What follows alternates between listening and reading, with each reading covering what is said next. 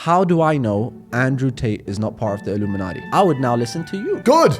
And here we are. We're saving the world. This is it. Why will no one say it? You are scamming people. I sit here and I do not think I've made any mistakes, but I was not scamming people any more than anyone else involved in that industry. How much money would it take?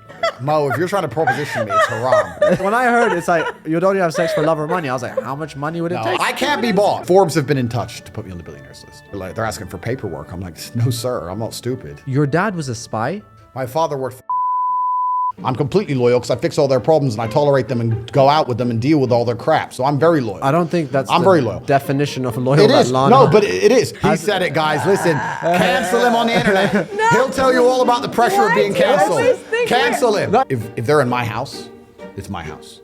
And I'm the boss. And that's what it's going to be because my house, I'm the boss. Do it on camera. No, don't do it off camera. Get the board. We'll do it right Get the after board. this. Get the board. Put it here. I'm certainly worth more than $1 billion. Don't worry about my feelings. Right. Don't worry about my feelings. It's fine. I'll I just know cry it sounds after the weird. podcast.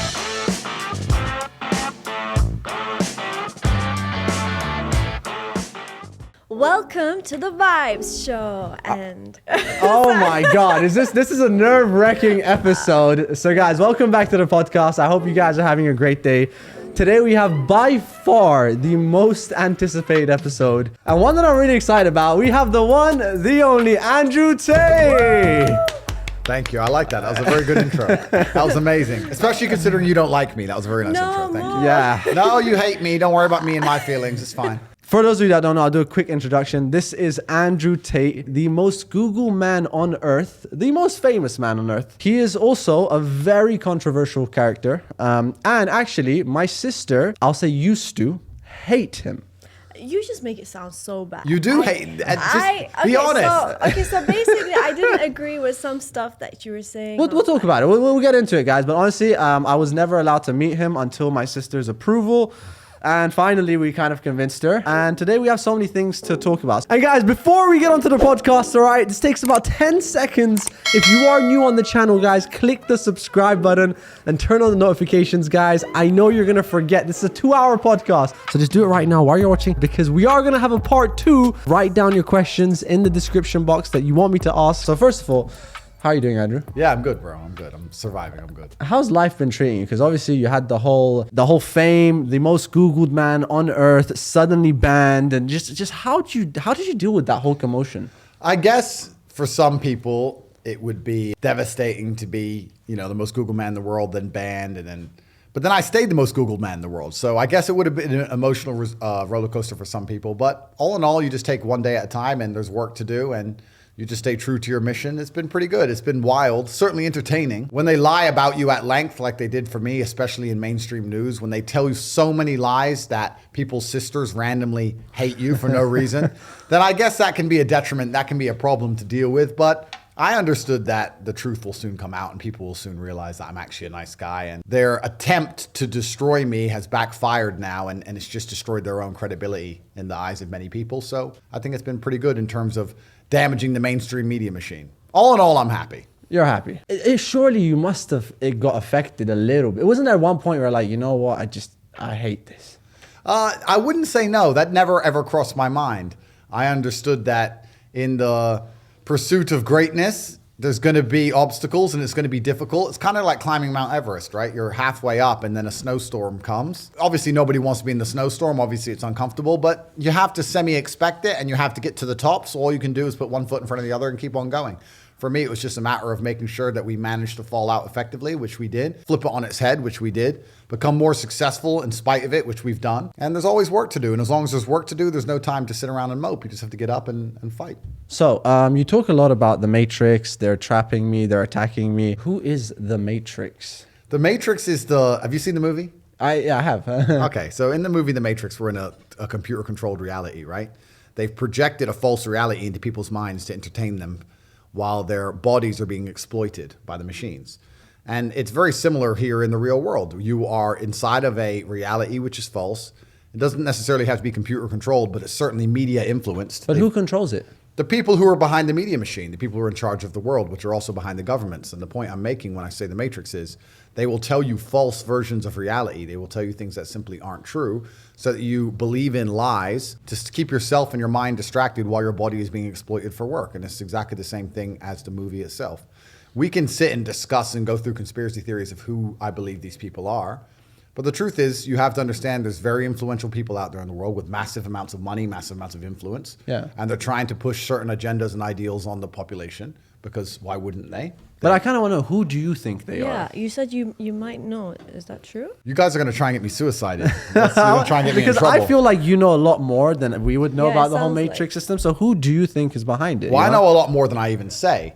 But let me give you a simple example of it, right? So if you have a company, you have a podcasting business, let's say. Okay. If you hire a member of staff who doesn't agree with you and doesn't do as you say and doesn't listen to you, you're going to fire him. Yeah. Right? You're going to want people to listen to you because you're in charge and you have influence. So if there's people who print money and they're literally in charge of banks and in charge of governments and they own the world, Yeah. whatever they believe, whatever their influence, whatever their worldview is, they want to purport that and propagate that on the population on the planet. And that's what happens where we have these ideas which are very heavily defended, and certain ideas which are not allowed to be discussed, and a false reality which exists in which conversations cannot be open, dialect cannot be open, certain things must be accepted as fact, certain things can't be discussed at all. And this all comes from the top. This is not an accident. This comes from very powerful people trying to push a worldview on the populace. Do you think Bill Gates is part of the Matrix? I think that Bill Gates is an extremely rich, influential person who certainly has had a role to play in certain agendas across the last few years. Yeah.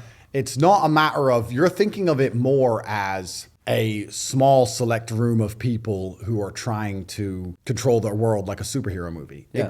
It could be like that, but it's not like that. What it is you have very influential people with a lot of power, with a lot of resource, who are interested in creating slave minds amongst the general populace because they don't want to upset their very fortunate position in the world. Yeah. So there is a genuine and obvious agenda to attack masculinity as a whole, for example. The idea of masculinity, they like the idea of that being attacked. There's also obvious attempts to accelerate certain other ideas, whether, especially in the West, right? Yeah. The idea of children changing gender or putting sex in children's movies like Disney, etc. This is not conspiracy theories. This is all very obvious. Yeah. People are pushing these agendas, and they're pushing them for a reason. And it's very powerful people who are doing it, and they're trying to destroy the morality and certainly the resolve of the general populace, the general people, because they want to keep their very fortunate positions, and that's what's happening. So, like, these people, are they like public figures, or they're pretty low key people? You're still thinking of it as in regards to who the people are, and I Yeah. understand why you're asking that question. I think you just need to understand that the people who are truly in charge of the world are sitting and saying, what is most advantageous to us? Yeah. Is it more advantageous to us if people are semi-depressed, self-obsessed, selfish, don't care about their neighbor, have no morality, atheistic, and will absorb anything they're told without any kind of resistance? Or is it better for us if they think for themselves and they're critically thinking and they believe in religion and they want to do good to God? And the truth is, in the West at least, it's the first answer to the things they're interested in. And I don't think these people are publicly known. I don't think they're well known. No, I think there's families that have been in charge of the world for a very long time. And they put like faces up front so they don't Puppets. They put puppets in front completely. And these people are beyond money. Like even during the coronavirus pandemic, a lot of people were saying, oh, I agree, Andrew, it's all a scam. They're doing it for money. And I said, no, that's a very optimistic way to look at the world. They're not doing it for money. These people are beyond money. They have enough money. They print money. They don't care about money. It's about power. It's about control. It's about influence. And it's about having enough people do as you say regardless. And it's an interesting time of humanity we're living in, because now we have the internet. And there's supposed to be free speech, but there's certainly more free information. And I feel like a lot of people's minds are slowly waking up to the fact that a lot of the things you're told on the traditional news is a lie. The traditional media machine is nothing but a propaganda machine. And they're trying very hard to still keep control over us and keep influence over us. And they're doing that by, especially with the way societies work, especially with the way relationships work, with the way the children go to school, certain things they're keeping a very tight grip on because they know it's very important for their power and their propaganda machine. All right, you said one thing. You were like, how nowadays it's like this whole gender identity and stuff like that, and you know how they spread messages. You saw recently the whole Balenciaga scandal. Yep. What do you think about that? I know, well, I can tell you what I think about it. It's very obvious they're trying to tell the world they're pedophilic. They're trying to tell the world. Would you agree? Would you agree? I mean, definitely. Go on. Sorry. I mean, it was definitely like a very controversial thing, but like, how did they get that wrong? Isn't that bad for their brand? I'm going to try and pin you down and make you say it. Are they trying to tell the world they're pedophilic? Yes or no? I honestly don't know. Honestly, I You don't do know. Why are you scared to say? No, This is the problem. Everyone's afraid Yeah, I to mean, say definitely it. that's what it shows. But the thing is, I wasn't sure. Like, okay, this is what I was thinking. Could it be possibly?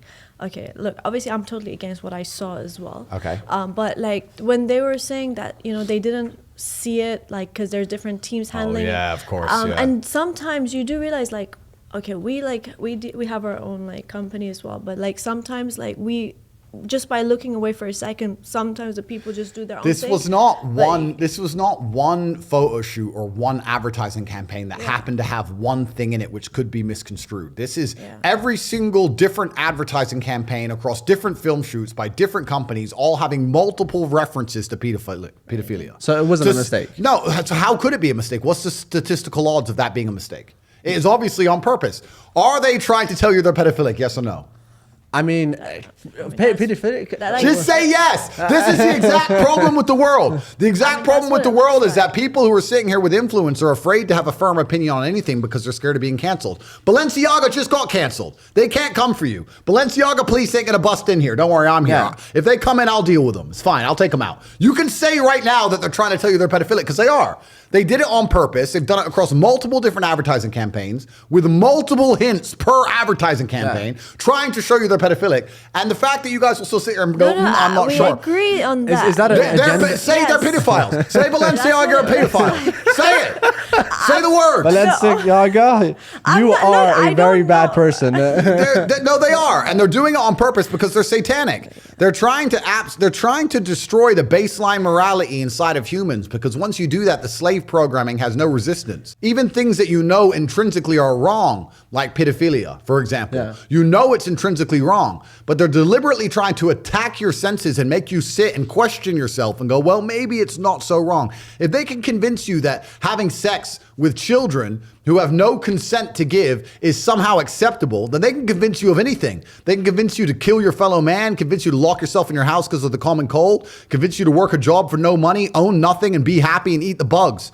It's bullshit. Yeah. And they're doing it on purpose, and they're attacking our senses, and it's extremely important we call them out and make it clear that we know what they're doing, and we're not stupid enough to fall for it. You guys cannot be afraid to sit here and say the truth. We're against that 100%. But you have to say it clearly. clearly. But it's just that, sometimes we just wonder, like what was the reason? Like, was it really on because purpose? They're satanic. Of course it was on purpose. That's the thing. That's always been a question because, like, sometimes I've seen, like, working with a lot of people can be super hard. So obviously, look, I don't know what the logistics of the whole company was, but obviously I'm totally upset to see what happened as well. You don't accidentally include port papers from child pornography cases in shocking. multiple photo shoots. You don't accidentally include references to Baal, a god which ate children, in multiple photo shoots. You don't accidentally include works of art that show children naked dancing around fires in multiple photo shoots. You don't accidentally put bondage gear with children on accident across multiple photo shoots.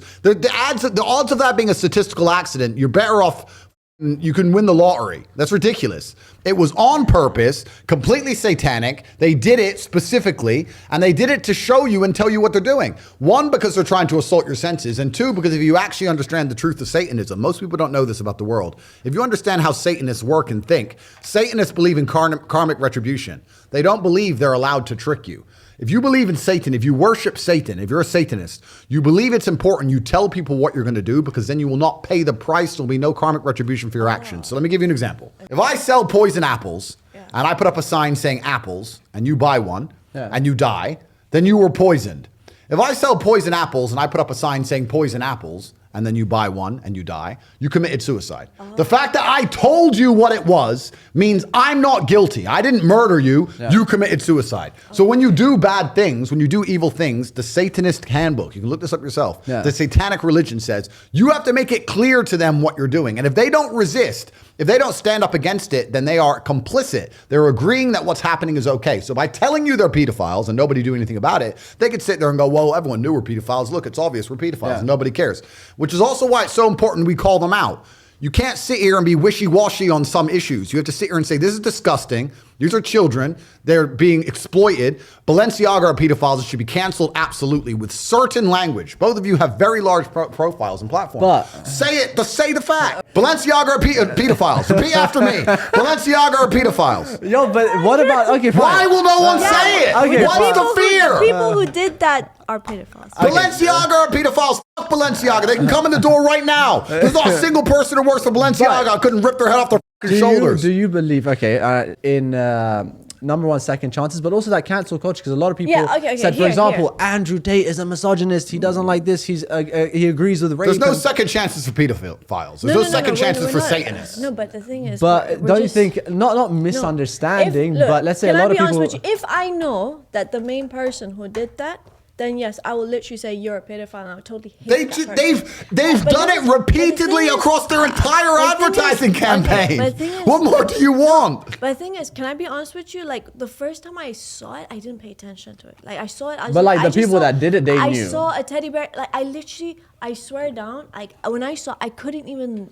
I didn't realize. Yeah, low-key, I'm gonna be 100%. I literally I just saw some weird outfits. I was like, what is that? I didn't even know. Like some people don't know. But the people that did it is. Obviously probably knew. Yeah, they knew. Yeah, but a lot of people don't know. Anyways, moving on. We don't care about Balenciaga right now. This whole cancel culture, obviously you said Balenciaga should be cancelled, but do you agree with like they should be cancelled? This is crimes. So this is not cancelled. But do you think they deserve a second chance? This is crime. That's like saying somebody's cancelled for murder or rape. This is a crime. Yes. They're committing a crime, and they're elites which see themselves beyond reprehension.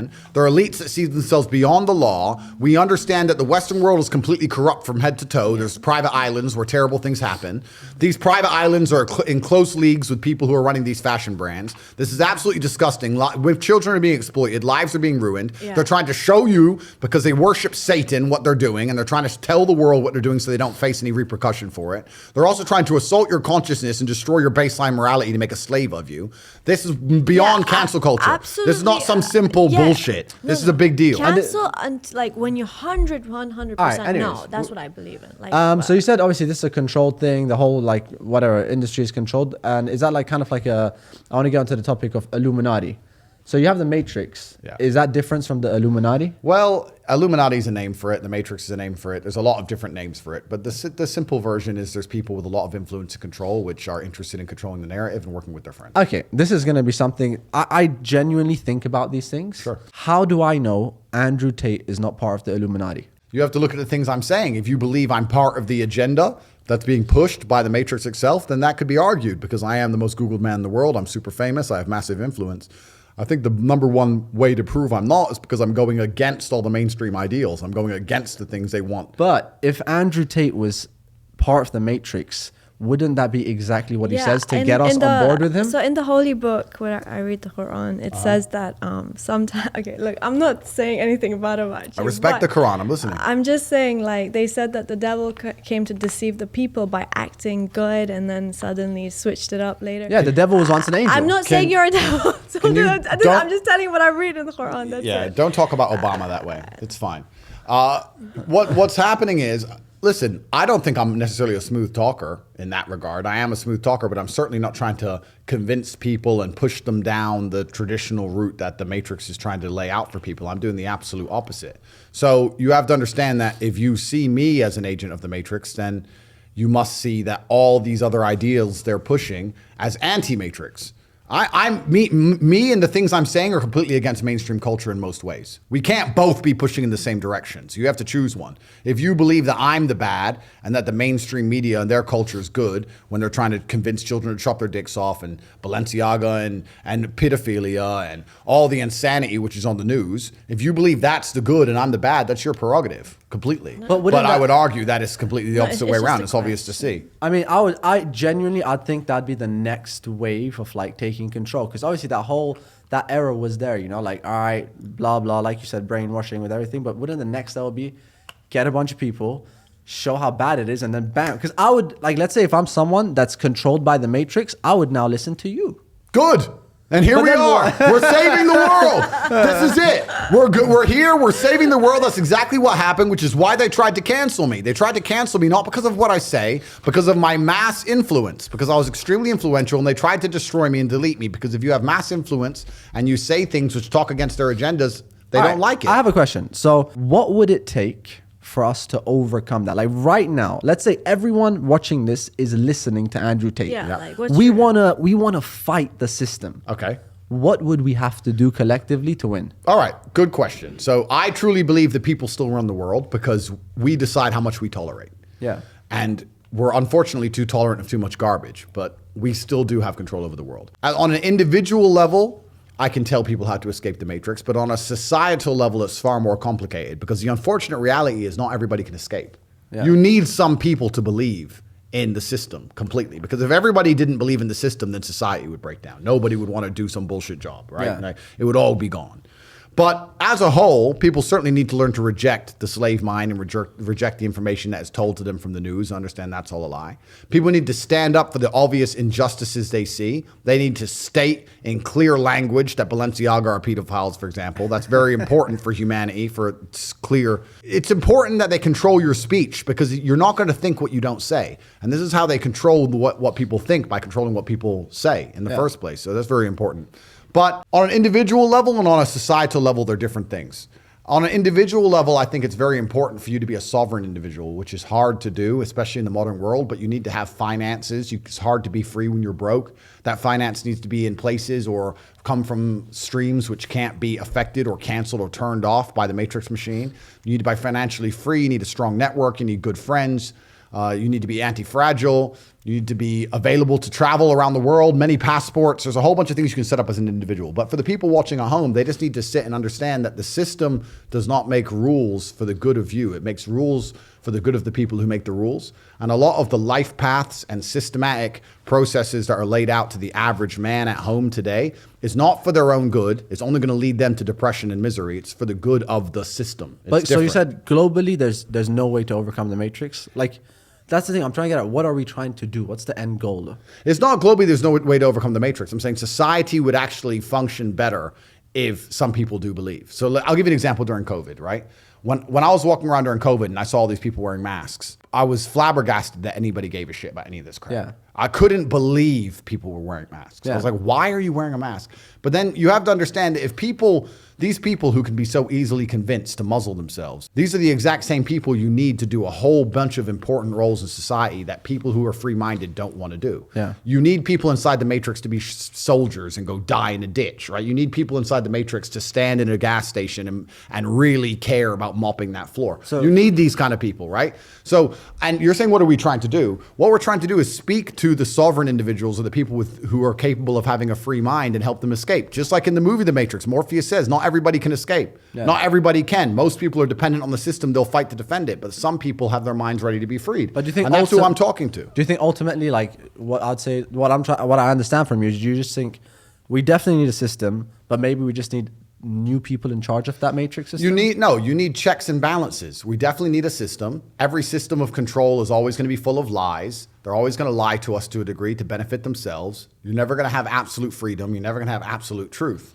But you do need checks and balances to that system to prevent complete tyranny. You need a contingent of people who are free, who fight back and talk against the matrix. People like me, people who support me, those who are particularly free thinking. Those are the people you need to keep some kind of power balance in place. Yeah. If I didn't exist and people who thought like me didn't exist and nobody spoke up, then it would just be absolute tyranny. And then Balenciaga could just be pedophiles forever. There have to be people to stand up and say no and push back. Yeah. In life, it doesn't matter where. In life, if there's no checks and balances, if there's no equal and opposite force, everything becomes tyrannical. So do you think money is power?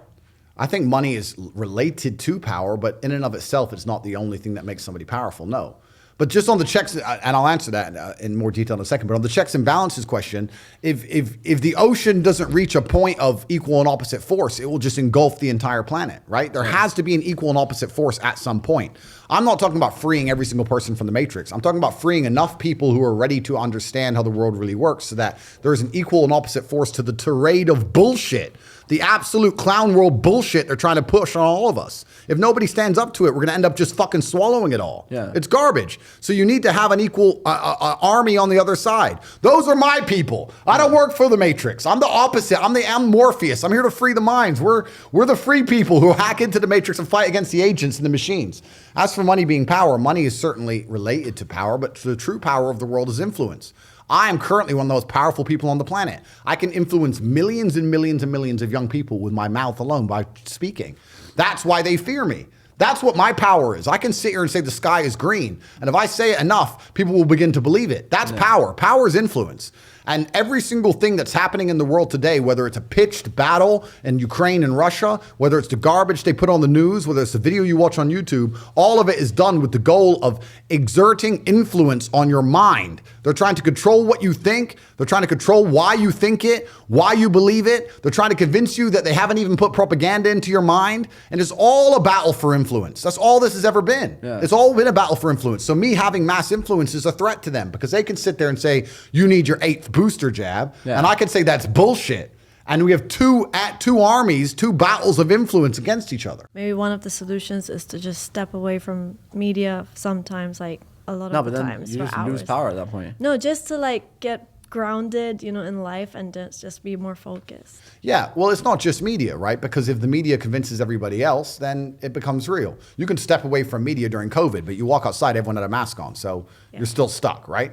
So yeah, I agree. It's good to step away from media, think for yourself, etc. But most people are not smart enough. Most people are not intelligent enough to self-analyze and defrag their own brains and understand they're being programmed. Yeah. Most people do not have that level of intellect to sit there and say, every strongly held opinion that I have, where did it come from? Who told me it? And do they have my best interests at heart? You didn't like me, for example. No, it's fine. I actually find it's great for me to make points. So I'm glad you didn't like me. I don't like Andrew Tate. Why? Well, they told me not to like him. Who told me? Well, these people. Do they care about me? No. Like, most people don't get an opinion and break down where it even comes from. They just get an opinion and they defend it. And you'll see people arguing and fighting in the street over opinions they don't even know where they've come from in the first place.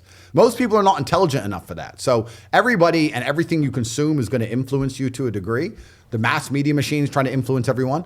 I'm trying to influence everyone. Yeah. I'm right here trying to influence people. I'll sit here and say, I'm trying to influence people at home. I just like to think that those at home understand, yeah, Tate's influencing me, but he is living a life I want to live. He has better intentions. He has a purer heart than the mass media machine and the pedophiles of Balenciaga. But, okay, I'll let Lana say it. I don't think she hated you because of what others said. I think it was because of what you said. Can I come through, please? Sure. Can I say? I mean, Lana, I want you to be 100% honest. Tell me what's wrong. Go on, say. I was a #1 crazy fan about you. And she liked you at first. I really liked you a lot. Okay, and I still do. But you know what happened was there were certain things you said. Okay. About women. Okay. And that triggered me. I understand. And when it hits you personally, it feels like, whoa, I feel like he's saying this about me. Just say, what did he say? Just say, it's fine. He was saying that women above a certain age are basically useless. And I was like, yo, I've been at home most of my life. I pretty much had one relationship for 8 years, and I barely did anything, and my mom even knows that. And I was like, now every guy in the world is gonna think that people my age are horrible people. No. Let's stop for a second. So no, that's a good point, but let's get it in context. I did not say that girls above a certain age are horrible people. Yeah. I did not say girls above a certain age are useless. I said girls above a certain age are less attractive than girls who are younger because of innocence. Now you're particularly innocent, but you're also you're in a very good family and a very good culture in the best country in the world. I'm talking about the Western world. And in the Western world, there's no girl at age, 32 in Las Vegas who is pure. Not a single one on the planet. So we can't sit here and apply what I'm talking about for the Western world to the Middle Eastern world. That's the first thing. Second thing, we can't say I'm saying women are horrible when I'm not saying that. I'm talking about the attractiveness of women. And thirdly, I'm not going to sit here and lie to people, and nobody else should sit at home and lie and pretend that innocence is not attractive in females. Men find innocent women attractive. This is why virginity is coveted. This is why you've protected yourself and made sure you've stayed a good woman. This is why all good women do the exact same thing. And in the Western world, as time goes on, women lose their innocence pretty quickly. I'm not going to sit here and say that's not the case, because it's absolutely and utterly the case. It's fact. All right. Okay. So I'm going to try and get through a bunch of stuff because I have so many questions for you. Has anyone tried to kill you? I'd like to think no, but perhaps I'm just very good at thwarting their attempts. Maybe I'm just hard to catch. There's certainly been some interesting situations, but I'm not going to talk about them here on the podcast. I'm under attack every single day. They're attacking my character. They're attacking my integrity. They're attacking my finances. They're attacking my freedom. They're attacking my companies. Every single day I wake up and there are people on the planet whose goal is to attempt to destroy me. So I am under attacks. All right. Now, I heard somewhere you bought a bank. That's a payment processing for the real world. I also have to be very careful how I answer some of these questions because if I give too many details, might mess up the deal. Well, it destroys my power, right? So for the real world, when I was attacked by the mass matrix machine, they also attacked Hustlers University, which was my online school that teaches people how to make money online. We have 18 modern wealth creation methods. We teach everything from the things you know about crypto, stocks, copywriting, etc., to some ideas people have never heard of. Yeah. We grew exceptionally large. We had people who were making a lot of money inside the school. We had 150,000 students. So when they canceled me, they also tried to attack my business. They deleted the payment processing, deleted the banking, etc.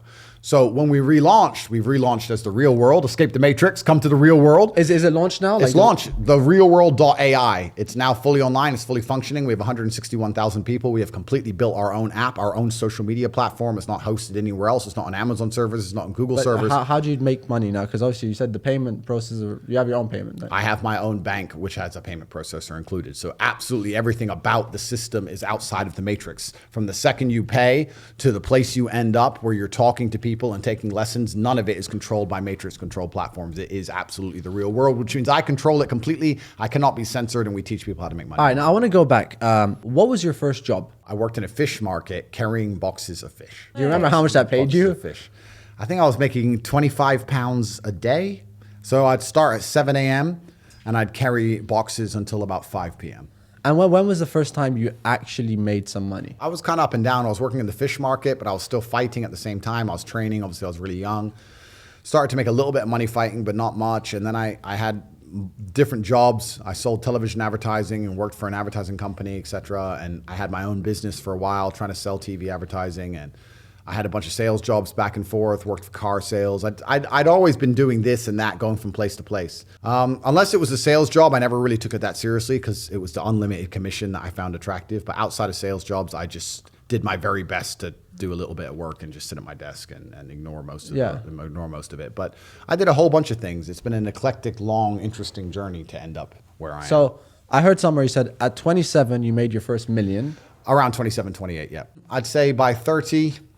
I may have had maybe 10, which now to me seems ridiculously low, but at the time I was super proud of that. I'm now 36. If you Google my net worth, it comes up at 350 million, and that's certainly very low. Right now, what is your net worth? It's a lot more than what they say it is on Google at 350 million. I'm the most influential person on the planet. So 350 million no, is but low. Let's talk about this, right? Because net worth in and of itself is bullshit. Because how do you quantify net worth? It's nearly impossible. It's a valuation, right? It's a valuation, and the valuations are all skewed. I am certainly worth more than $1 billion. I can tell you why. One, for the things I own, which I'm not going to say here on camera, right? Which is a bunch of it. Two, for the companies I have and the amount of money they generate. Once again, I won't say on camera because nobody would believe me even if I told them. But third, what were we saying earlier in this podcast? We were talking about how the most important thing on the planet is power, not money. It's influence. I'm the most influential person on the planet amongst the number one demographic that the Matrix wants control over, which is military-age males. I can talk and people will listen. I'm the most Googled name on the planet. I could take a perfume and sell $1 billion of perfume in a month. If I wanted to sell my soul, which I've never done because I've never sold trash to anybody. I've never sold a crypto pump and dump like everybody else has. I've never sold any shit to nobody. Yeah. All I sell is my university because it's fantastic and I can stick by it and it has 5-star reviews all over Google. So I don't sell shit to anybody, but I could pump a crypto coin to billions of dollars. I could do anything for any brand. And the number of brands who have come to me trying to make me align with them, and I've said no because I don't truly believe in it. I'm the kind of person who can't be bought. You cannot buy my soul. If I don't truly believe, I won't sell it to anybody. I am 100% with the amount of influence I have. And how do you quantify influence from a net worth perspective? How do you take the most Googled man in the world who has the most influence on the planet? How do you put that into dollars? It's difficult. I'd say how much money you're making now, potential 10x it approximately. Bro, I'm a billionaire. You're a billionaire. 100%. Talking about crypto, would you ever make your own crypto coin? I love crypto, right? It's great. Bitcoin, ETH, go transact across country borders, blah, blah. It's fantastic. I've made some money on a pump. Everyone loves a pump. The problem with crypto is that it's player versus player. Yeah. A lot of people don't understand this about crypto. And it's actually very funny because when people launch these crypto coins, they get these Telegram groups and they get these communities. And you go into community and everyone in the community is like, yeah, we're all going to make it together. Da, da. And I look at these communities, I'm like, no, Those are your competitors. Those people are who's going to buy it when you sell it for more than you bought it for. Yeah. Like, you're all against each other. So they try this community crap so the person at the top can just dump on them. The truth is about crypto is it's player versus player. If I buy a coin for $1, the only reason I can sell it for $10 is because someone else buys it for 10. Yeah. It can't go up forever. The guy who buys it at 10 is going to lose eventually. So if I launch a crypto coin, I have to understand that a percentage of the people who buy it, a percentage of my fans are going to lose money in my name. I don't like the idea of people losing money in my name. Now, I'm not saying I would never launch a coin. I'm not saying that. I'm just saying that this is my reservation on the whole thing, because I know if somebody joins my university and works hard, even if they only make $300 a month, for example, it only costs them $50 a month. So they make more money than they invest. Nobody can lose by associating with my brand. Yeah. This is why my brand's so powerful. Everybody who is a Tate fan and truly listens to my words is in better physical shape, better financial shape, better mental health than they've ever been in their lives. Yeah. Becoming a Tate fan is a life hack to improving your life. You cannot possibly lose by listening to me in any regard. Yeah. Whereas with a crypto coin, some people will lose money. And I can't sleep at night knowing that my fans lose money. I don't want that. I'm not a scammer. I'm not one of these. I'm not Logan Paul. I don't sell crypto pump and dumps. I'm not a piece of shit. I want everybody who's associated with me to win and only win. So for that reason, I would be extremely hesitant about launching a crypto coin. And the day I do it, if I decide to do it, there's going to be a lot of checks and balances and absolute transparency to make sure that nobody loses money. Maybe a stable coin. Perhaps. We have NFTs now. So at topg.com, we have an experiment in which you can get a free NFT with a piece of merch, and we do limited runs of merch. We do like 100 t-shirts and they sell out with really quickly. And if you buy the t-shirt, you get a free NFT, and the NFTs are completely free and they've already got a floor price and they're already starting to be traded for a lot of money. So people are getting free NFTs in my name with merchandise. We're doing that. And I'll do that because the NFT is free. So nobody can ever say they lost because you got it free. Yeah. You got it free and you sold it for $500. You win, right? Yeah. So we're doing that with the merchandise. The coin I'm thinking about, but all in all, my biggest intention is to expand the university and by extension expand the war room on the top of that, which is my private network. And those two things are things that nobody can possibly ever lose from. Do you invest money? Yes. A large diversified portfolio. A lot of people know you for being rich. Yeah. You know, what color is your Bugatti? You know, you have a Bugatti, which I'm very sad you didn't come in next time. Sorry, bro. How many cars do you have? 33 as of today, I believe. 33 cars. Yes. Okay. How many Ferraris? I had an 812, which is it's the best Ferrari, hands down. I had a 458, and then I've just bought an 812 competition. So that's 3. 3 Ferraris. Yes. How many Lamborghinis? Lamborghini Huracan Evo, 1. Where's the other 30? Like how? All right, okay, so I have an Aston Martin DBS and an Aston Martin Vanquish S. I've got an M5 competition. I've got a Brabus S63. I've got 3 McLaren 765 LTs. Yeah. I've got 3 of them. These are on order. They haven't been delivered yet. I've got an Aston Martin Valhalla on the way. I've got Koenigsegg Jesko on the way. Ooh. I've got a Rimac Navara on the way. I've got an MC20 on the way. I've got 2 GT4 RSs. I've got a GT3 RS on the way, a new one. I've got... Are you going to buy another Bugatti? But the Pure Sport's the only good one. I don't like the others. Devo? No? It's the same engine, same gearbox. Okay, so I could, maybe. so your favorite car is obviously the Bugatti. No, Yeah. no, Like in your top likes car, right? I like it, but it's, But- yeah. So, but like, let's say, so obviously you love the supercar, but if there's like a regular car, like would it be like that's opposite to the supercar that you like your regular, Toyota. you know? No, yeah. I'm either driving a supercar or I like to be driven. I'd rather be on the Actually, you said one thing one time. You compared women to cars Yeah. or men to cars, I think. And it was like, you know, when you're driving a supercar, it's unreliable but great. Yeah. But if you drive a Toyota or a Nissan, whatever, they're Yeah. reliable. Yeah. So what's your take on that? It was just giving an example, and I was trying to explain that in the world we live in, as beautiful and diverse as it is, there is no such thing as a benefit without obviously an equal and opposite force, which is Yeah. going to be a downside. So the benefit of a supercar is that it's a very high performance and it's very good looking and it comes with a lot of status. But the downside is, of course, the cost and the reliability. Yeah. And it's less functional overall than a less beautiful car. And the point I was trying to make is that if you want a very high status, flashy man, he's going to come with some downsides. There's going to Yeah. be some detriment to that. Yeah. Same with a beautiful woman, right? If you get a beautiful woman, beautiful women have bad tempers because because they're beautiful and everyone puts up with them. So it's just how it goes, right? So if you want to have a really beautiful car, if you have a McLaren, it's going to break down sometimes. If you don't want your car to ever break down, then you have to sacrifice the speed and the looks Yeah. and go for a Toyota and you get something more reliable. Okay, last thing, because obviously I want to move on from the money side of things. How many houses do you own or property? A bunch. plus over 10? Over 10. Under 50? Under 50, yeah. Okay. What's the most expensive house you bought? Do you know? 13, 14. Million? All right. So you moved to Dubai. Yeah. I heard you are about to make a very big property purchase. Really? And this is obviously, I don't know if I'm allowed, guys. I know Andrew, I know his friends kind of thing. Yeah. I heard, let's say it could be a ridiculous property. Are you maybe? I'm interested. I'm looking. We'll All right. see how it goes. So obviously you became Muslim. You used to be an atheist. Yeah. How did that whole like change happen? Well, first from atheism, the first thing you have to do is accept that God is real. So I got there by seeing and being exposed to all the evil and degeneracy in the world. There's an equal and opposite force, Newton's third law. Yeah. For everything, there's an equal and opposite reaction. The equal and opposite reaction to pure satany and debauchery and disgusting degeneracy has to be God, which Yeah. proves that God must exist. I guess I naturally reverted to Christianity because I was raised as a Christian when I was a child and I was living in a Christian country, but I always had a very healthy respect for Islam. Even for many years, I was talking about Yeah. how much I respect Islam. And then over time, you understand that for you to truly worship and believe in a religion, you have to respect the religion. And I had more respect for Islam than I ever had for Christianity. And that's Yeah. where you ended up becoming a Muslim. Now, I'm certainly not an Islamic scholar by any regard. I don't want to be, since I've reverted, a lot of people ask me very detailed questions. I'm on a journey like everybody else. I'm new Yeah. to this like everybody else. I'm not here to quote the Quran. I don't understand a lot of it yet. I'm just studying Yeah. like everybody else is. But I have a very healthy respect for the belief system, and that's why I understood it's the place for me to be. But how did you learn? Like, did someone teach you? Did you have Islamic friends? Or, I'm curious. Yes, I've always had Islamic friends. So I grew up in the Islamic Republic of Great Britistan. So I understand that. What? Yeah. You never heard of it?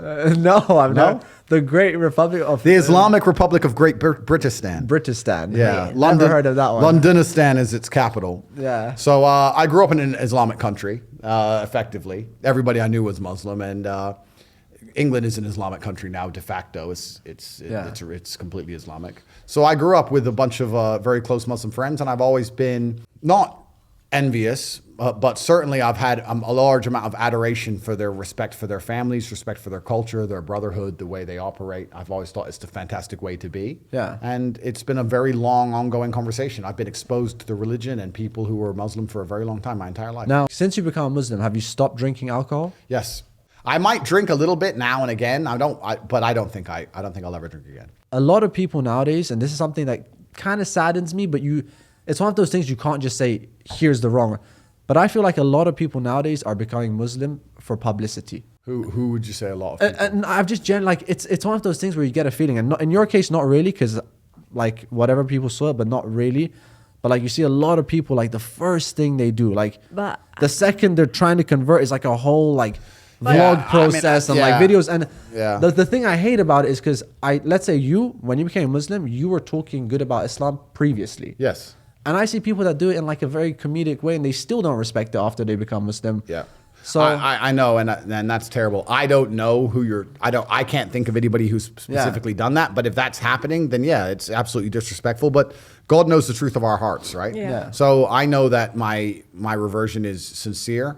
I understand that because I'm in the public eye, there's going to be some degree of people who question it, but I know that mine's completely sincere. And the people who do it in a non-sincere way, God knows the truth, and they're not Yeah. going to be able to fool him. So good luck. But I personally, I support it. No, you definitely. Showing it, you know why? Because already the internet is so polluted with No, so I much liked shit. it. It's the way you show it as well. It was a good way. I'd rather see that No, than definitely it was a something good way. else like the. Well, what's actually funny is that it was me and a really good friend of mine, Tam Khan, and we were in the mosque, and he was teaching me how to pray because I didn't know exactly how to do it. He was teaching me, and the video was recorded. Like, we didn't ask for it to be recorded. We didn't think, oh, this is a good way to do publicity. And anything you ever see of me in a mosque, you will never catch me or my friends with a Yeah. camera. We're not recording anything. We're just going. And then obviously this is what happens. People put me on Yeah. TikTok. No, and on the but- most, there's thousands of people there, and But if you think about it, this is how the kids are learning now. So obviously for Better you to guys teach them to pray than something else. For you guys to do that, honestly, it takes a lot of guys, and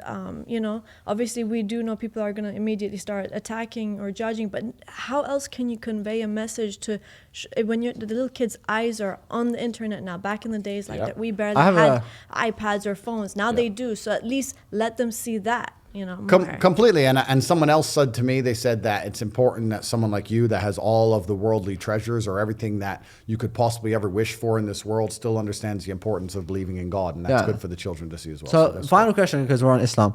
Now that you're a Muslim, do you pray? Yes. Do you do the five times? Do you pray five times a day, or I'm not praying 5 times a day, but I am praying. Okay, hearing this. At least he's trying. I mean, I'm trying. I'm a Muslim and I don't pray 5 times a day. I'm trying and I'm being honest. I'm not going to lie to people. I'm not going to lie to people because that's lying to God. I mean, I'm a Muslim. I don't pray 5 times a day. I don't pray 5 times a day. Do you have friends? A few. Because it's am I hard to like? Is that what you're trying to say? No. Like genuinely like friends around you. In the position that you are, you obviously it's very difficult. A lot of people are gonna be around you for clout, for money. They're just gonna abuse you at some point. Like people you consider friends. Obviously everyone is. You ask anyone that's met you once. Oh yeah, I'm Andrew's friend. Like he's my guy. Yeah, so it's kind of interesting. I have a very small circle, but every single one of my friends has a utility. Like we're all very capable individuals. We're all doing very important things. We all help each other and aid each other in different ways. Yeah. I don't have any friends just to sit around and talk shit and do nothing. Yeah. So I guess in many ways people would say, oh, well, Andrew, you have family and business partners, but I consider them my friends. We have a very small network of 5, maybe 6 people, and they're my friends.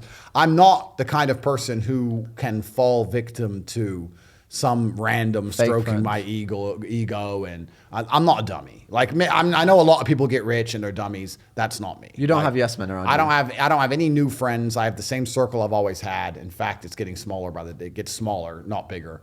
I don't have these random friends I party with, none of this kind of crap. Well, what would it take to be Andrew Tate's friend? You'd have to be useful to me because I think every single relationship in the world needs to be a value exchange. Yeah. I provide value by default by being me. That's who I am. I'm a capable and competent individual. Yeah. If you're going to be my friend, you need to provide some value to my life. Now, a lot of people, when they have friends, the value that's provided by their friend is that their friend makes them laugh or that their friend is funny.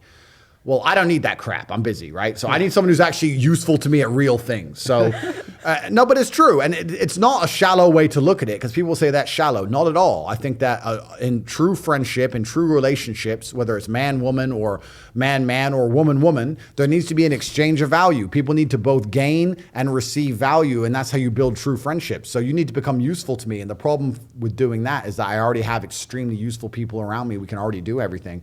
I don't really need friends. More. I don't need anybody. So when someone comes and goes, hey, I'd love to know you. Why? What do you want to do? Sit around, talk shit? Like what? What do you want to do? It's more like, hey. What do you want to do? I'm trying to do X, Y, Z. I'm fighting the Matrix. Can you fight the Matrix? Can you fight? Balenciaga are coming. Can you shoot? If they can't do anything, I don't want to hang around with these people. Now, okay, this is a question I really want to know. How many people on this earth do you trust? And I mean fully and utterly trust with your life? 4. That's more than I expected. No, but you know what's actually kind of funny? What? There are people you can trust with your life, but you couldn't trust with women. Okay. And there's people you could trust with your life that you couldn't trust with money. I'm telling you, this is true. I know guys right now who will go to war with me and die on the street beside me in a knife fight, but I would never lend him 100 pounds. So it's difficult. So when you're saying trust, you mean completely trust in all realms? Yeah. That would be about 4. But if I had to raise an army in certain spheres, I might be able to stretch that to 10. Yeah. But that's about it. Okay. Now I have a few weird kind of questions, I'd say. You said this, not me. You said. He said it, guys. Listen, cancel him on the internet. No, he'll tell you all about the pressure of being canceled. Cancel him. No, it's not a bad thing you said. We're not fighting. It's not a bad thing you fire. said. You said it's funny. It's a funny one. You said you only have sex for love or money. Why else?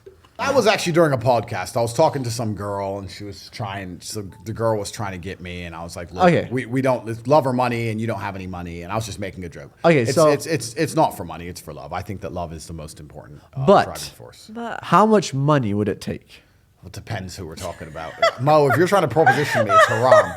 No, I just want to know. Haram. Because when I said that, like when I heard it's like, you don't have sex for love or money, I was like, how much money would it take? I would never sleep with somebody I don't want to sleep with ever for any amount of money. Okay. So I can't be Bro, bought. that is the I can't be stupidest bought. question. What if it was like you kind of like them, but like still it's not enough? Like, is there how much money would tip over that? I can't be bought as an individual. My soul is intact. My heart is integral. You cannot buy me. You cannot convince me. Show him that million check. Yeah. I mean, okay, So fine, but I thought maybe there's like a price tag you have in your head. No, that- like if a woman wanted me to sleep with her and I wasn't that interested, the way for her to convince me to do that would not be money. She would have to do something else. What's your opinion on marriage? It's heavily dependent on the specifics of the relationship and the geography in which the relationship is set. Because I think in the Western world, marriage is just suicide. I don't think it makes any sense at all. Now, obviously, if you had a lady that is Muslim, Yeah, but is it truly God-fearing? Because there's Muslim let's say there's Muslim women in the U.S. who are drinking alcohol and No, let's say Starbucks, obviously you have that- feminists running around saying almost they're not Muslim, Yeah, they're not Islamic I agree, at all. I agree. So you also have to keep in mind that's a sliding scale. And the truth is you have to be a logical actor. When you're creating your life and constructing your life, if you're playing the game of chess, you need to make the moves which have the best possible advantage for you and the least possible advantages to your opponent, right? Yeah. You have to stop leaving yourself open to be destroyed. And the problem with the Western world is that marriage can destroy you. Marriage can destroy you. It's designed to destroy the man the second it doesn't work out well. So it's not very intelligent to sit and decide in the America, But- I love this woman. no, let not me in just America. sign up. Let's say now you're here, obviously, you're Muslim now, and you meet Muslim girl, strict family. Yeah. And they're like, listen, I'd happily Andrew- get married, yeah. Oh, you would get married? Yeah, for sure. What's your thoughts on arranged marriage? I think it's a great idea. Really? Absolutely. Who knows better than dad? Dad knows best who the woman should marry. Absolutely, that's a fantastic idea. Oh, What? okay. Yeah, arranged marriages don't they have a far higher success rate than any non-arranged marriage? Yeah. I think it's a really good thing. It means the dad's involved. The dad knows the family. They've been correctly and properly vetted. Good. Absolutely, great idea. So obviously you're a ladies' man. This is actually just kind of like advice. Like right now, someone watching this, how does Andrew Tate get a girl? Actually, I don't care how you get it, but how should a guy get a girl? Oh, how should a guy get a girl So in general? you're not talking about Yeah, Andrew now? yeah. For him, it's easy. Like, he doesn't even need to say anything. Yeah, Bam, he's just I'm Andrew look at Tate. someone, yeah. Money, Bugatti. Come here, come here, come. Yeah. There's a really long answer to give there, but truthfully, it doesn't matter if it's getting a girl or it's making money or it's getting status. It doesn't matter what it is. As a man, we live in hyper-competitive environments. I don't think enough men understand how competitive the world is. If you want a girl, you're competing against other men. You're not the only man who had the idea of getting that girl. There's no girl you're going to see and go, oh, I'll get that girl, and didn't cross anyone else's mind. Everybody else wants her. You have to outcompete other men. You have to be as competitive as possible.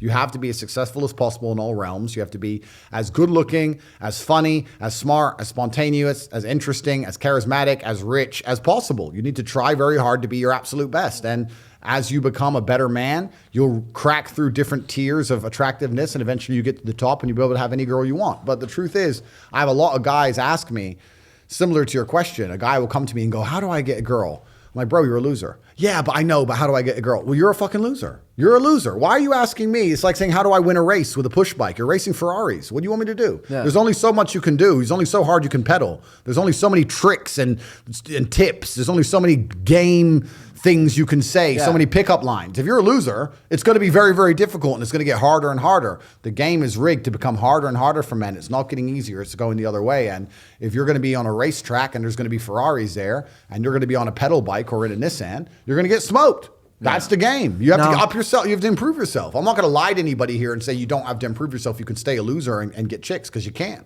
Yeah. You can't. Question: what do you think girls want from men? Good question. Do you want the truth or a lie? No, tell me. Do you want the truth or a Truth, lie? of course. Of course, they all say truth. I want the truth. You could just tell me the truth. Then you tell them the truth and they cry. Every time. What women want from men? Well, the first thing we have to understand is that it depends, right? Of course it depends. It depends on how old the woman is, what part of her life she's in, if she's looking for excitement and adventure, or if she's looking for a family and to settle down. It completely depends. But in general, if a woman is going to dedicate herself to a man, then that man has to be all-encompassing. He has to be a man who can fix most of her problems. He needs to provide stability and safety, which everybody knows, but not many people consider that he also has to provide drama for her. He also has to be entertaining for her. If a woman only talks to you and you're the only man in her life, and there's never any drama or there's never any I wouldn't say conflict. I'm not saying necessarily start an argument, but if there's never any drama, because drama is excitement, then they're going to naturally try and find drama somewhere else. And that always ends very badly for the man. You don't want them to try and find drama outside of the relationship. Women sit there and watch the Kardashians all day. They're addicted to drama. It's what they care about. Yeah. So if you're a woman's entire world, you also have to be the person who can, you have to shock her a bit. You have to be the person who can upset her. You need to be entertaining, all encompassing from head to toe. Women want to be with a man which keeps them entertained, and a man which they trust, and a man which they believe can fix all of their problems. This is another important thing. If a woman comes to you with an issue and you can't fix it, you'll see very quickly how soon they lose attraction. Would you ever date a Kardashian? Me personally, no, I don't think I would. What's your celebrity crush? Do I have a celebrity crush? Come on, I'm sure you do. I saw a video of Dua Lipa a long time ago, and she Okay. was in Albania doing an Albanian traditional dance. And I thought, she can give me strong Albanian half sons, maybe her.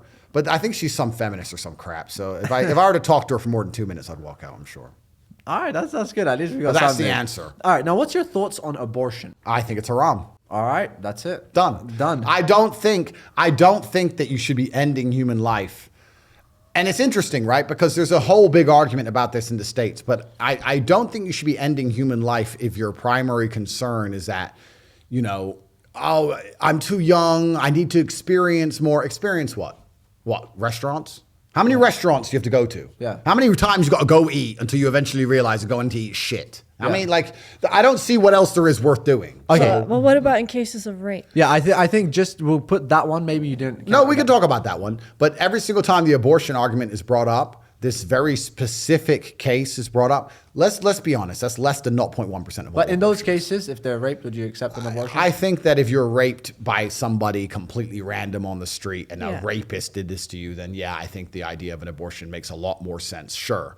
But to say that abortion's okay because women sometimes get raped, like that's a false. No. That's No, a we're not false saying- in a we're narrative. just saying specific case, you exception know? It's in a cases, specific case, yeah. but I think if you're with a man and you're having sex with that man And and you consent get to it, and you yeah. get pregnant by that man, you should just accept the responsibilities like a fucking adult and have some life. And the thing is, as you grow older, if you don't have a bunch of children, your later years are filled with deaths as opposed to being filled with births and life. I think if you don't have a family, or you don't have children, as you get older, the twilight years of your life are just everybody you know slowly dying, and there's no new life injected. So I think it's very important to do, and maybe young people don't understand that in time. But all in all, I think there's nothing more worthwhile for people to do than have children. And if you can financially afford it, then that's what you should do. I want to know more about you. How many languages do you speak? One, why would I learn any other language besides the perfect language, English? English is feel- the number one best language I'm on gonna earth. quote I cap saw, on your, that. Language of I saw kings. your brother post on his story that he was looking for an Arabic and Russian teacher. My brother can learn languages. He enjoys it. He wants to, right? But I refuse to speak any other language than English for two very important reasons. I feel like you're saying that just so people don't know how many languages you speak. I'm Yeah, telling so you, he just low key be understanding. Yeah, he just everyone. listens to I only every- speak English. But but you know what? It's actually interesting. In this part of the world, in Eastern Europe where I live, Romania, etc., it's very common. In fact, it's completely considered normal for people to speak more than one language because Yeah. everyone speaks their host language and some English. It's very normal. When English is your first language, knowing a second language is extremely unusual. Yeah. It's very rare to know a second language and English is your first language. Okay, but if you had to learn a second language, what would it be? I don't think I don't want No, to know a second if language. you had to. Who cares? Yeah, I mean, I'm it would be Russian or Arabic, but the problem with learning a second language is no matter how hard I study, I will never be as compendious and concise and interesting and compelling in that second language as I am in English. Yeah, because so he's like perfect. in yeah, it. I'm perfect in English. So why would I speak in a language which I don't speak as well as in English? It's a theoretical question. I know, but I'm just explaining why I don't learn another All language. right, now you are top G. Thank you. All right, I'll take that. but as top G, Yep. have you ever been scammed? No, I don't. In recent history, no, I don't think. Now you've asked that question. I don't think I've ever given money to anybody or anything, and I either gave it knowing I wouldn't get it back, which But is a scam. okay, even though knowing you might not get it back, has someone kind of pulled the fast one on you? Never. Because if someone goes, oh, hey, I've got this idea, and I'll like, okay, this is never going to work, but he's an old friend, so I've done that. But that's literally me giving the money away. Okay. I've never been scammed. No, I've never been All scammed. right. Now, obviously, you were banned on all platforms, but recently you got unbanned on Twitter. Yep. Was that because of Elon Musk? It looks like it. The big G, big E. Are you guys friends? I guess so. He must like me. Hey, Elon. Hey, like, go to the moon. Have you ever spoke with Elon Musk? Not yet. Okay. Would you like to? Sure. I mean, I know that in the timeline on my trajectory, with my time on the planet, the chance of me speaking to Elon is 100%. All right. What's your weirdest celebrity encounter or celebrity encounter? That's a good question. I wouldn't say it's the weirdest, but certainly probably, in fact, not probably, 100% definitely the coolest was Steven Seagal. Okay. So I met Steven Seagal, and I've met him multiple times, and we spoke for hours and hours at length. And Steven Seagal is a childhood hero of mine. He's always been one of my heroes. His movies are my favorite movies. And they say never meet your heroes, but that's not true with Steven Seagal. Meet him, because he is completely based. He understands the truth about the world, the truth about the Matrix, the truth about the lies they tell you in the West, the truth about the lies of the media. He's completely based head to toe, extremely intelligent, great to be around, and Steven Seagal's a badass. So I saw you're hanging out with Adin Ross. So how is it? Oh, yeah, that's a You relationship guys that are I a really love. cool duo. I must admit. I want to meet Adin, to be honest, Like, just because of the relation you guys Like, have. do y'all have like sleepovers now? I mean, isn't he at your house right now, or did No, he he's leave? flown back now. So he flew here to see me, but he's gone. So now. how is it? Aiden has potential. It's my goal to try and fix him and make him realize and reach his potential. But it's difficult because he's living in a little bubble. Yeah, he's living in a bubble inside of America, and there's a whole bunch of garbage around him. We'll see if we can instill some discipline in him or not. We'll see. Now, I have a question. Do you take medicine? No. Well, it depends. Well, I mean, currently, no. I I'm try saying- very hard not to. But if I'm not going to reject malaria meds if I'm dying. No, like, let's say like a Panadol. No, zero. Is No, that like I don't Wait, take painkillers. So you never get headaches or? That is one thing. You know, my father used to go nuts about that when I was young, and I didn't understand it. And now, like every other thing with my father, I completely understand how right he was. No. This idea, we're going to fix this now on this podcast. We're going to fix the world. Buckle up. Yeah. This idea of random headaches is bullshit. It's bullshit. If you have a headache, it's for a reason. Did you hit your head? Yes or no? Well, no, you didn't hit your head. So are you dehydrated? Probably. Have you drunk a bunch of water? Yeah. If you really drink a bunch of water and you didn't hit your head and your head still hurts, have you laid down, had a little nap? Maybe you were tired. Now you feel okay again. Why are you taking drugs? I know people who just randomly 4 times a week, I have a headache. Let me just take this pill. What headache? Was your brain falling out? Is your brain rotting? Why do you have a headache for no reason? It doesn't make sense to me. It's stupid. A lot of it's psychological. A lot of it's placebo effect bullshit. And it's an entirely wrong worldview. You can't just go through life medicating yourself for imaginary fucking illness. It's dumb. So you mentioned psychological. So a lot of teens or young people or even adults, they're suffering from a lot of mental health issues. Okay. And what's your advice to them? The world is hyper competitive. If you're going to be a man who's going to sit and say, I'm just sad, you are always going to lose in competition to men like me. Yeah. And there has to be losers for there to be winners. I am tired of sympathy. Sympathy doesn't work for anybody. I'm not going to sit here and be sympathetic for people who say they're too sad to try hard and be their best. Guess what? Perhaps I was sad every time I did exactly what I was supposed to do and trained anyway. Perhaps I was afraid when I fought anyway. Perhaps I was tired when I worked anyway. This is how you get ahead in life. I don't have a fucking ounce of sympathy for these people who sit here and say, well, I feel this way, so I can't. Then don't do it. Stay down there. The winners are at the top, and the winners at the top don't give a shit about how they feel. We wake up and we perform regardless of how we feel day after day. So if I'm going to ignore my own feelings, I'm certainly not going to take into consideration anybody else's. Yeah. Why am I going to ignore how I feel and make sure I'm constantly performing regardless, flawlessly, and then sit and go, oh, but he doesn't feel good, so he's allowed to fuck up. No, you are not. You're not allowed to fuck up to your ancestors or to God or to yourself. You have to perform. This is what being a man is about. The baseline of masculinity is doing things you don't feel like doing. I can't comment on being a woman because I'm not one. But the baseline of masculinity as a whole is the thing that makes a good man a man is that he does what he doesn't want to do. He doesn't want to work and he works anyway. He doesn't want to go to war and he fights anyway. He doesn't want to get up, he gets up anyway. That's the whole point of it. We didn't want to die in the Titanic. Guess what happened? We died in the Titanic. You can't sit there as a man and say you don't feel like it. You're not allowed to not feel like it. You're supposed to do it anyway, regardless. Yeah. So when a man sits there and says, oh, but you don't understand, I'm struggling with motivation. If you are struggling with the motivation to be a winner, then stay a fucking loser. No problem. Stay a loser. Don't care. Because in my circle, there's no losers around me. Your energy is disgusting. I find it revolting. I don't like weakness around me, even near me. Even people coming up saying hello to me. If you're depressed, don't even shake my hand. I do not have time for losers on any regard. Winners only. Yeah. Now, what's your biggest fear?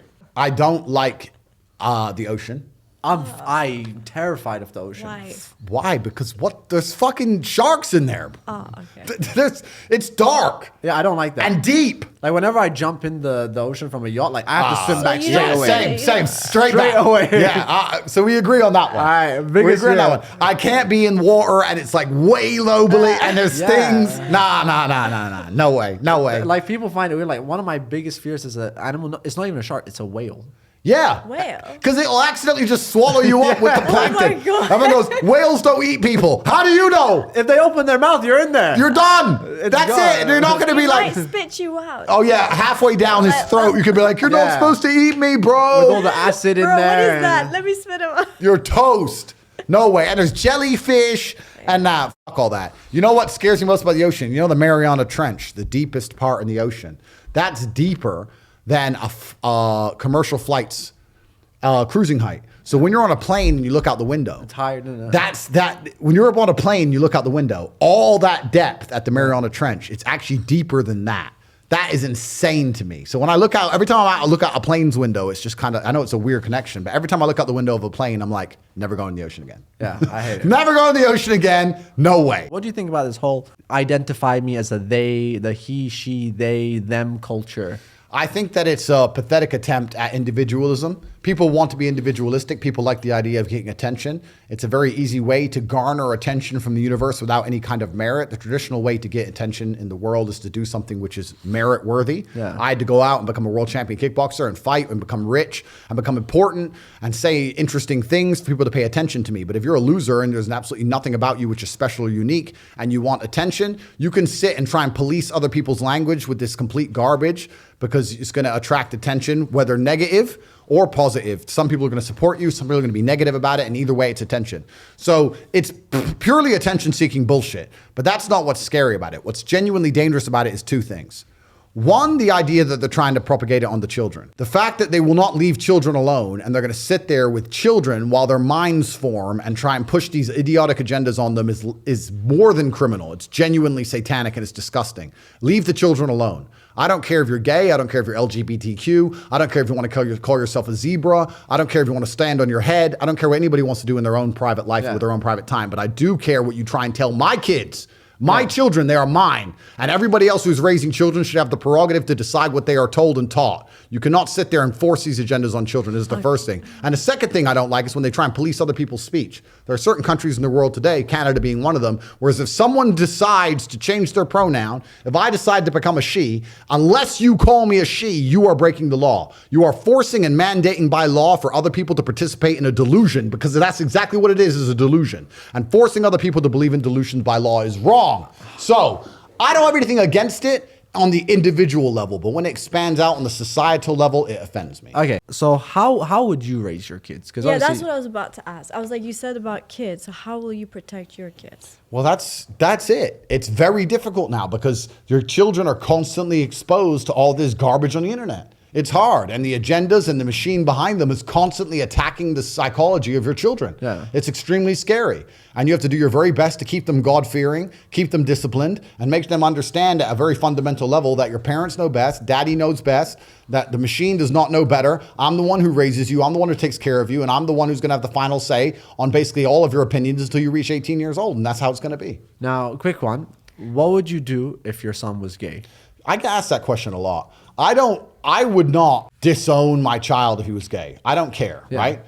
I would not allow my child to be a degenerate person, right? So if he was gay in his own privacy, in his own private time, I wouldn't care. If he was gay and he was a gay rights activist and he was walking around in bondage gear on a gay pride parade in public, then I would disown him. Not because he's gay, but because he's degenerate as a person. I don't care if you're gay or straight. You should keep your clothes on in public. You shouldn't be walking around in bondage gear, gay or straight. There's nothing to do with sexual orientation. I don't like degeneracy. I think degeneracy is repulsive. So it depends on how he acts. But all in all, it wouldn't be that offensive. I mean, you said disowning, but like, you don't think maybe talking it out, trying to give like a chance. Like, yeah, to she was, how would you deal with it on a understand personal level? Like, would It's you not immediately it's not say gonna you're happen to me. out? It's not even gonna happen to me. So the odds of me having a gay son is 0%. And we're not saying just that. We're saying like, you know, with everything, not just that. It could have been anything like that. You don't agree with the way, you know, how the kids, you know, how they're just going astray now. I mean, the odds of me having a gay son is 0%. But or let's say they do something that, you know, is well, controversial. it depends on their age and it just depends what they do, because I'm not going to negotiate with children. I see a lot of full-grown adults negotiating with children, and it's disgusting. I see full-grown adults sitting there with kids going, hey, you know, if you're good today, I'll give you some candy. I don't do business deals with kids. How do you Children are going to discipline? comply. Yeah. They're going to obey me. When they reach an age of adulthood, then obviously we can have a discussion, because they're fairly sentient and they're also capable of living on their own terms. But as long as the child needs me for survival, it's my way or the highway, and there's not going to be any negotiation. There's not going to be any business deal. If I sit and say, turn the TV off, they're going to turn the fucking TV off. And there's not going to be any discussion. There's not going to be any deal. There's not going to be any reward for them complying. Their reward for complying is the fact they continue to exist. You're going to turn the TV off because dad said so. Turn the fucking TV off. Yeah. And that's how I was raised. Now I'm going to raise my children exactly the same way. Yeah. They're going to listen to me. At what age do you think a kid's an adult? I think around 18, I guess legally that makes them an adult. That they still have a lot of learning to do. They're still stupid and they're still going to make a lot of mistakes. But around 18, they're certainly old enough to live on their own and survive. So I'd guess around 18. Let me clarify. If they're in my house, it's my house and I'm the boss. So that's it. I don't care if they're 23. If I say turn the TV off, it's my house. And that's what it's going to be, because my house, I'm the boss. So before we get onto more businessy stuff, I kind of want to switch the topic. We'll come back to more business in a little bit. But obviously, since Lana's here, topic of women, love, all that stuff, you know. What do you look for in your dream girl? I think innocence is attractive. Obviously, that's the first thing. Nobody wants a female that lacks innocence. Innocence also comes with a lack of experience to some degree. You like a woman you can show the world to and be her first conduit to many beautiful things in the world. Yeah. Respectfulness, complicit, compliant, happy. I love happy women who are always smiley to take the stress away from a hard life. I have a very difficult life. When I come home, I want my woman to be happy and smiling. And a positive force. That's the whole point. I go to war to live a very good life. And when I come home, she has to be my sunshine. That's the goal. You want a ray of sunshine. What are 3 red flags in a woman? If she is overly social or has a bunch of male friends, that's the first thing. That's obviously a massive red flag for obvious reasons. If she's very aggressive, hyper-aggressive or hyper-masculine, that's definitely a red flag. Some women, especially in the Western world, are becoming like that. Yeah.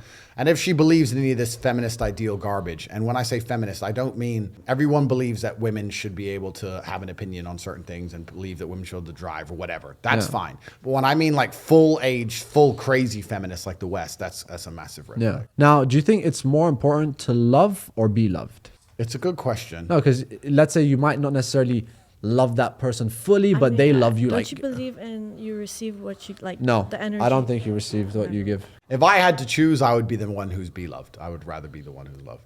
Now, okay, this is just one of those quick fire questions. If you had to choose money or love? It's hard. It's impossible to. It's impossible to choose. Like there's too many nuances to the question. I can't choose. But I do think that love is extremely important. Humans are social animals. Yeah. And you do need love. They say money can't buy love, and that's true. But money can help facilitate love. Yeah. Let's keep that in mind. And how many times do you think, like, have you been in love? Everyone has, of course. But how many times have you been truly in love? I'm not sure. I've never been. There's never been a period of my life from the age of 15 to now where I've not had a woman who I consider myself in love with. I've never had a period of loneliness ever. Wow. I've never had even 3 days when I couldn't. Wow. Never, ever. So ever. you've never really been alone in your life. Well, no, I've never needed to be. So do you? I could be, and I'm saying I could take a week away and go by myself somewhere. I'm saying I've never had a period where I didn't have a girl who was in love with me ever. Don't you think that might be one of the keys to your success? Because when you have someone that's on him. There, and I'm not saying that was the reason, but believe me, to be with someone makes so much of a difference, and people don't realize this. Like we have been made to be in pairs. As much as people are alone, and they sometimes say, "I don't need someone." But I feel like it completes you, and it gives you a drive in life. You get more excited. You do your work. You have something to look forward to. No, I understand what you're saying. I mean, the person who has been beside me on this meteoric rise to world conquest has changed. There's been a bunch of them. But yeah, I mean, I've always known that I've had to provide for not just, I mean, I've provided for myself, but I've always had someone else I had to take care of and be respected by and work hard for. I've always wanted my partner to have respect for me and how hard I'm working. So yeah, certainly every single thing in my life has played a part in the successes. All right. Now, obviously, your dad was probably one of your biggest inspirations, or biggest part of your life. How is your relationship with your dad? Yeah, the fantastic, flawless. I think I had the best father on the planet. I was very fortunate to be raised by the greatest man on earth. And my children will be very fortunate to be raised by me because I'm the new most greatest man on earth. So, By the way, your dad used to be a professional chess player, right? correct. Do you know how to play chess like your dad? Not like my dad, no. Yeah. I can play chess. But you can play? Yeah, for sure. And by the way, she's gonna If- after this if podcast, she wants to challenge If I you. challenge you to a chess match, Get the board would right you- now. Do it on camera. No, No, don't we do will, it we off will. camera. Get the Okay, board. we will do it right do after Get the board. this. Get the board. Put it here. We'll do a wager match. But don't do it after. Do it now. No, because Okay, we'll it's bring coming. It's that. coming. Bring The it. chess is Bring coming. the board. Obviously, your relationship with your dad was great, but this is something I heard you say, and it kind of shocked me. Your dad was a spy. My father worked for the CIA. He was a linguist. What's that? A linguist. He spoke 5 languages, my father did. Wow. You see? Yeah. Wow. But he spoke them for a reason. So my father was a native English speaker. He only spoke English. And then they took him into the Air Force. He passed, when you join the Air Force, you do a test. He did fantastically in the IQ test. He's top 1 percentile. So they moved him over to a specialized division to learn languages. And he learned Russian, German, Spanish, a bunch of languages. Did you learn anything about that? Like, did he ever talk to you about it? He told me that every single thing that you're watching on the news is a lie. He told me that they keep us in the dark. He told me to resist the slave mind. He told me that when you watch the news, your only goal should be to understand what they want you to believe, not to believe it. Yeah. And he made it very clear to me the Matrix existed even way back then. Oh, that's very interesting. So your father wasn't rich. No. And I heard you said somewhere when he passed away, unfortunately, like he had no money. He had $12 in his pocket. That's when, wow, That was it. But- Exactly $12 $12 to his name. to his name. This is something that you always push, like, you need to get rich, you need to get rich. In that situation, like, what would you say to that? You know, because some people might say, well, if you're pushing this and your role model is your father that didn't have money. Yeah, correct. Yeah. The goal of a son is to be a built-on better version of his father, right? Yeah. So my goal as my father's successor is to be even more successful than he was, to be a better version of him. Yeah. I do my very best. I still think he was better than me in most regards, but in the one area I've surpassed him is clearly financially. But my father had a different mission, and he was focused on what he did, and he did a fantastic job of it. But yeah, he was not financially successful. I'm actually glad for that because I'm glad I was raised completely poor, and I was raised broke poor. I wasn't raised, everyone goes, I was raised poor. No. I was raised completely broke. We were in a homeless hostel, and we changed country, and we were living with a bunch of Kosovan war refugees, and we had a really bad story.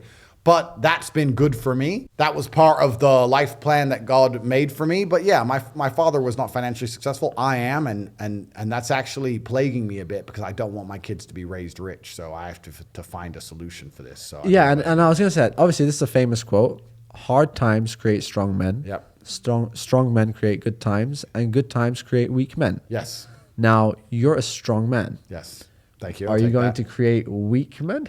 Yeah, so I'm going to create good times for my life, but I'm very conscious of it. So because I'm very conscious of it, there's no way my children will be raised rich. Yeah, that's what I'm saying. Are you going to like make them kind of struggle in a sense? I'm going to make them struggle for real. Not in a sense. They're going to struggle for real. And I mean it for real because they have to understand there is no safety net. I never had a safety net and they can't have one. So I'm going to make sure that they struggle for real. They're all going to be UFC champions. Every single one of my children, you're going to see them in the UFC. You're going to see the name. So they're all going to fight because they don't have to work. I have money. So I'm going to make sure they pursue struggle in the hardest possible combat sport on earth. That's what's going to happen. I'm talking about that because Lana doesn't know too much. And I think it's such a beautiful story. How did your dad die? Because it's a beautiful story. Just Lana doesn't know it. Yeah, he was playing chess. He was sitting at a chess tournament. He had won his first 2 games. He was in the middle of his 3rd game, and he was winning. It was a winning position, and he stood up to go toilet, went in the bathroom, came out about a minute later, said call an ambulance, and unfortunately passed out and never woke up again. So, and the ambulance got there quickly. They got there in like 3 or 4 minutes. They were really close by. So he died at the chessboard, which I actually think is good. That's where I think that's a beautiful story. he lived his whole life at the chessboard, and I'm glad he died at the chessboard. That's where he it's like He died doing what he loves. Yeah. Yeah, absolutely. Yeah, and he died at war, which I also think is the masculine It's the masculine way. It's the masculine imperative. You can hope. The best you can hope for is to die Yeah. for. So. Obviously, I want to move past this because I'm kind of an emotional person. When I hear these stories, I Yeah, kind of like, it kind of gives me goosebumps. But Yeah. if you could have one last conversation with your dad, Yes. what would you tell him? That's interesting because my father always had, me and him, we never had conversations in which I'd say, hey, Dad, I think I'm going to do this. And he'd be like, wow, really, son? I'm so proud of you. It was just like, well, duh. It was always very much like that. Yeah, you're like, going to hey, make it. Hey, Dad, I'm the most Googled man in the world and I've got hundreds of millions of dollars. Duh, you're Tate. Whatever. Like it was, his expectations of me, but they weren't in an arrogant way. They were just so ridiculously high. It was just, well, obviously.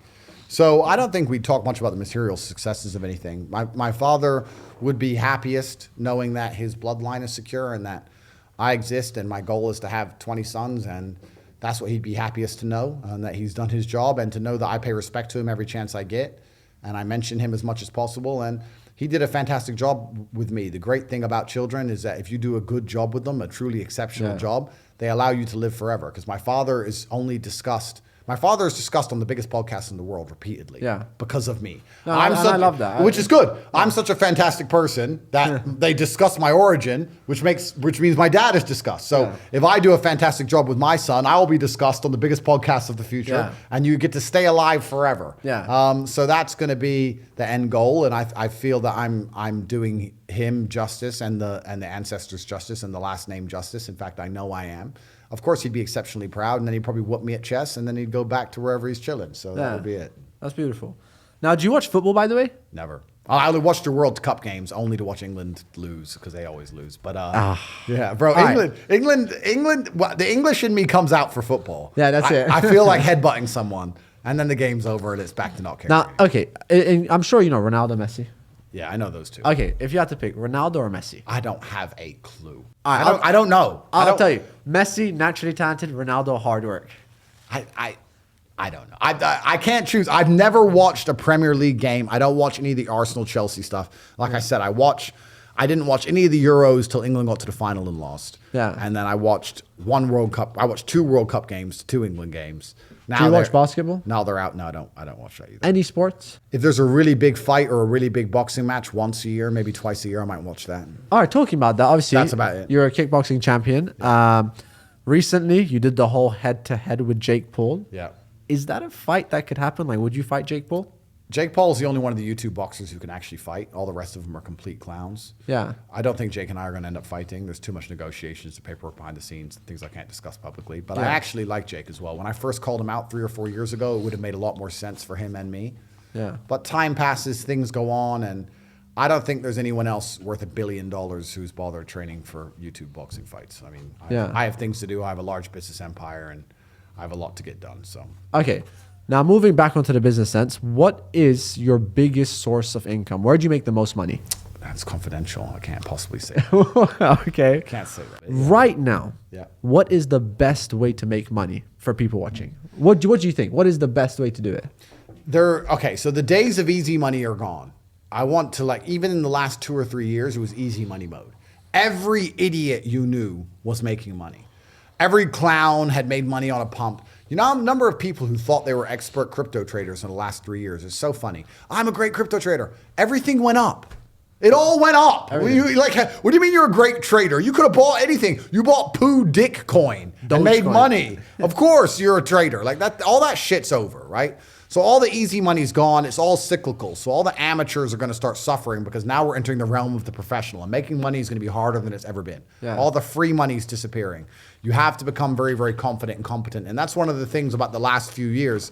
Anyone who made money in those years, a lot of them didn't learn any lessons. A lot of them didn't learn how to make money. They just got lucky and just picked up a pump or caught some garbage, but they didn't actually learn anything specifically. The best way to make money in the world today certainly has to be something online. I think that making money online gives you absolute freedom of your own geography. It gives you access to the largest possible customer base. And there's 18 different modern wealth creation methods that we teach inside of the real world that will allow people to make money online. So that's going to be a nice, easy plug to go there. But it's interesting. It's an attention economy. And truthfully, without saying too much, you either need to be prepared to get a whole bunch of attention on you like we're all doing here, or you need to be close to somebody who's doing that. And that's where a lot of the money is flowing nowadays. Now, look, I'm a person that believes in people do change.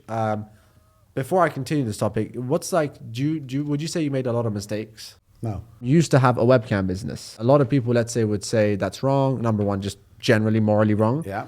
A lot of people might say, well, you are scamming people. I sit here and I do not think I've made any mistakes. Every single action I've taken has led me here, and I'm very happy with where I am. So I've not made any mistakes. As for scamming people, I think the industry as a whole is a scam. Yeah.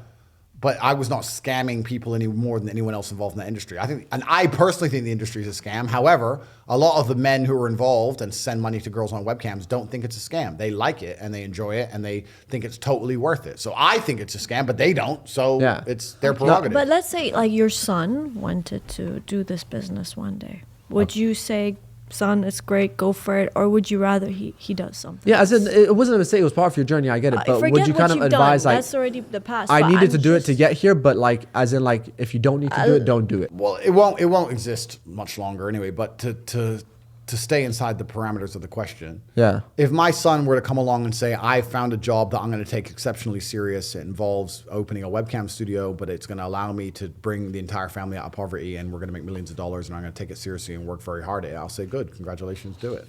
We can talk about the specifics of the webcam industry for hours, but I don't think it's beneficial. But we can. But to sit and pretend that industry is somehow worse than the pharmaceutical industry, forcing people to have poison injections that they don't want, or the arms dealing industry, or the industry of war, destroying people who are walking through a field for no reason. Most industries are actually far more heinous than a man and a woman laughing together on a webcam. Yeah, It's really not a big deal. But like, there's so many options of businesses out there. Yeah, well, you you say that. You say there's so many options of businesses out there, but this was 10 or 11 years ago, and 10 or 11 years ago, even making money on the internet didn't exist like it does today. Yeah. Podcasting didn't exist. Yeah. YouTube didn't exist. Like, it was just MySpace and brand new Facebook. And I don't think that many people would sit and find a way to make a lot of money with a very profitable business and go, oh no, let me throw this away and just find another one. That's not how the world works. Now, okay, right now, if I gave Andrew Tate $1 trillion, Is that it? Okay, let's say an amount. if I that's gave really you big for you. if I gave you $1 trillion, Okay. what would you spend it on? The problem is there's nothing to buy. I already have this problem. Yeah. And I already have the problem that there's genuinely nothing to buy. You buy some clothes, you got some clothes. Yeah. I have 30 something cars, you get all your cars. I keep buying new ones because there's nothing else to buy. Yeah. You buy 20 diamond watches, okay, whatever. Yeah. There's nothing to buy. I have everything, bro. I need someone to invent something that I want. I don't want anything that I can already afford everything on the planet. Buy the moon. I don't know. Buy a spaceship. I don't really want to go to space. There's nothing Do you believe there's life outside of Earth? Yes. I don't know if how that fits in religiously, but I do think that logically it would make sense. So, do you believe in aliens? Yeah. Yes. Do you? I definitely do. I think definitely like if I don't think that there are aliens, it'll just be a very sad life. Like we're just gonna live and die and that's it. Completely. What do you think the purpose of life is actually? From an animalistic perspective, we're just here to procreate and reproduce and spread our genes. But perhaps it's a journey of discovery. Because I always think like there's 7 billion of us, right? And we're all gonna die. But why does it have to have a purpose? Who said life have to have a Wouldn't it suck? Like we're just gonna live, die. Like there must be something we're not like. Sometimes life sucks, bro. You think so? Yeah. Well, I mean, I could answer the question from a religious perspective. I can answer the question from an evolutionary perspective. But to answer the question from a philosophical perspective, there doesn't have to be a meaning. Yeah. Sometimes things just suck. Bro, there are babies that are born that die same day. It's just unfortunate. That's just life. Nothing has to make sense. It doesn't always have to make sense. Yeah. Do you think life is a test? If it is, I would like to think that the number one test is if you're going to be true to yourself and honest in the face of all adversities and all the people trying to tell you to be quiet, because I think everybody's facing a similar version of a much smaller version of what I'm going through. You're trying to tell the truth and people are trying to stop you from doing it and tell you you're wrong. Yeah. But I think you should just be true to yourself and true to your heart. I think that's the true test, because that's where real happiness lies. I want to make it very clear to people that you're never going to be happy if you're not honest with yourself and living your true experience that you want to live on this planet. When you're on your deathbed, you're going to look back at your life and say, did I do what I really want to do? Yeah. Did I say what I really want to say?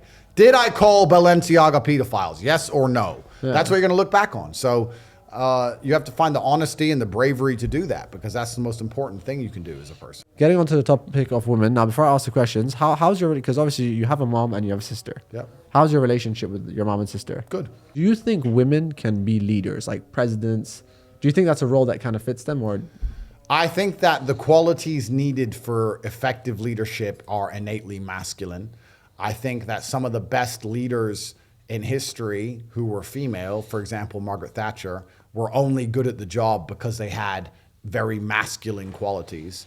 So to say, can women be leaders? Well, if women act like men, can they be leaders? Well, yes. But I guess that would answer the point that intrinsically men are evolutionarily designed to be better at leadership than females, because for a female to be good at leadership, she has to adopt masculine qualities. Now, this is a funny one because I saw this and my sister, she loves music. What's your favorite song? Currently, I mean, I listen to a lot of Drake's albums. So. Drake. You like Drake? No comment. Drake or Tupac? Well, Tupac's a real gangster. I mean, come on. Like Drake is, what's it, from Canada or something? Who? Snow. What happens in Canada? Nothing. All right. Injections, vaccines, and fucking bullshit. Canada. Now, you made music videos in the past? I messed around. Oh, with yeah. Yeah. I And by the way, saw this is the that. only part which I'd say like, that's the one mistake you made, I think. Well, I'm not talented, that's for sure. Yeah. Like, you wanted to do the music video? No, I've already described this. I've just discussed this before. I was proving a point to a friend of mine who said he was working on an album for a very long time. And I was explaining that the number one key to making money is speed. We teach this inside of the real world and inside of the war room. If you want to get rich, you have to act quickly. You have to do things fast. Speed is rule one. Not enough people understand the importance of speed, because every hour you spend not making money is an hour you're not going to get back. The sooner you turn on the tap to the money, the more money you're going to make. You have to be very, very quick. And he was talking about he's going to release an album. And every time I saw him, he kept saying, I'm working on my album. And it took him months and That's months. exactly my sister. There you go. Months and months. So I made these songs, and I didn't make them to try and become a musical star. I made them to prove a point that you can make a song in a day. I made a song, wrote it, made the song, and filmed the video in a day to prove that, bang, if you're serious, you can do it. So people say, I'm working on my album for months. Thank you. That's exactly. And it doesn't take months to make an album. You're just wasting a whole bunch of time. You could do it in a week. Get to work. Get to work, young lady. Get it. Come on, I'll buy it. I'm waiting for you. Let's write some lyrics right now. I'll help you. Ready? What should we sing about? Yeah, if you say anything right now, I'll just feature it in a song. Lana Rose feature Andrew Tate. Come on, let's make a song right now. Give him some lyrics right Give now. me a lyric. Bro, stop. No. This could be a great feature. We have the mics and everything. I used to write poems on my Instagram until What they is it? deleted me. I've been Moving moving different for you. Been moving Don't different make for me you? Good. regret it. Okay. You're the exception. I hear that a lot. I've been yeah. breaking all the rules. I hear Okay, that a lot. I think, can we say that? Can I get you on a feature song right now? I've been moving different for you. Perhaps. My feature price has gone up along with the TikTok views, so Yeah. we'll have to work it out. Now, do you watch YouTubers, by the way? Never. All right, well, we're just going to throw this one out the way. Yeah, I mean, you can say some names. I might know them, but I do not. Do you know watch. Mr. Beast? I know who he is, yeah. I know what he does, yeah. Logan Paul, Jake Paul. Yep. I know who they are. I know who KSI is. KSI. But I never watched these people, ever. I never watched their videos, ever. PewDiePie, Never. have you heard of PewDiePie? I heard of him, yep. Never watched his stuff. If you had to rank them. I've never watched their things. I don't know. We'll put Logan at the bottom because he's on steroids. He's on a bunch of steroids. So we'll put By him the way, at the bottom. do you think Logan's on steroids? Think. Let me fucking think. I'm a professional. I do not think I know. Yeah. I don't sit and think. I don't make accusations like this out to the world by, oops, oh, I think. No, I know. And I know very well. I can tell you exactly the drugs he's fucking on, along with everything else recreational, because the guy's constantly out of his fucking head. I know everything about Logan Paul. Everything. It's been a while since I've seen you do podcasts. Yeah. And obviously, everyone wants the exclusive. Yeah. What's an untold story? I have so many untold stories. Give us 3. I mean, if you have some, just give us. Each of my stories is like 45 minutes long. All right, an untold story with a little secret, something that I can, what's your untold story right now? A lot of people think my life is so interesting, and they think the things I say are so controversial and interesting, and they're 5% of what's in my head. Yeah. I could say so much more controversial things. I could say things far more abrasively, and I have stories which are far more interesting than the ones anyone's ever heard. Yeah. And I only tell a very small percent because I have to protect myself and the people I care about.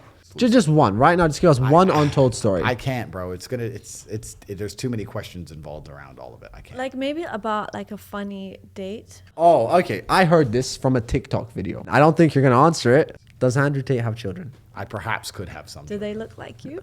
Well, if they were mine, they would probably look like me.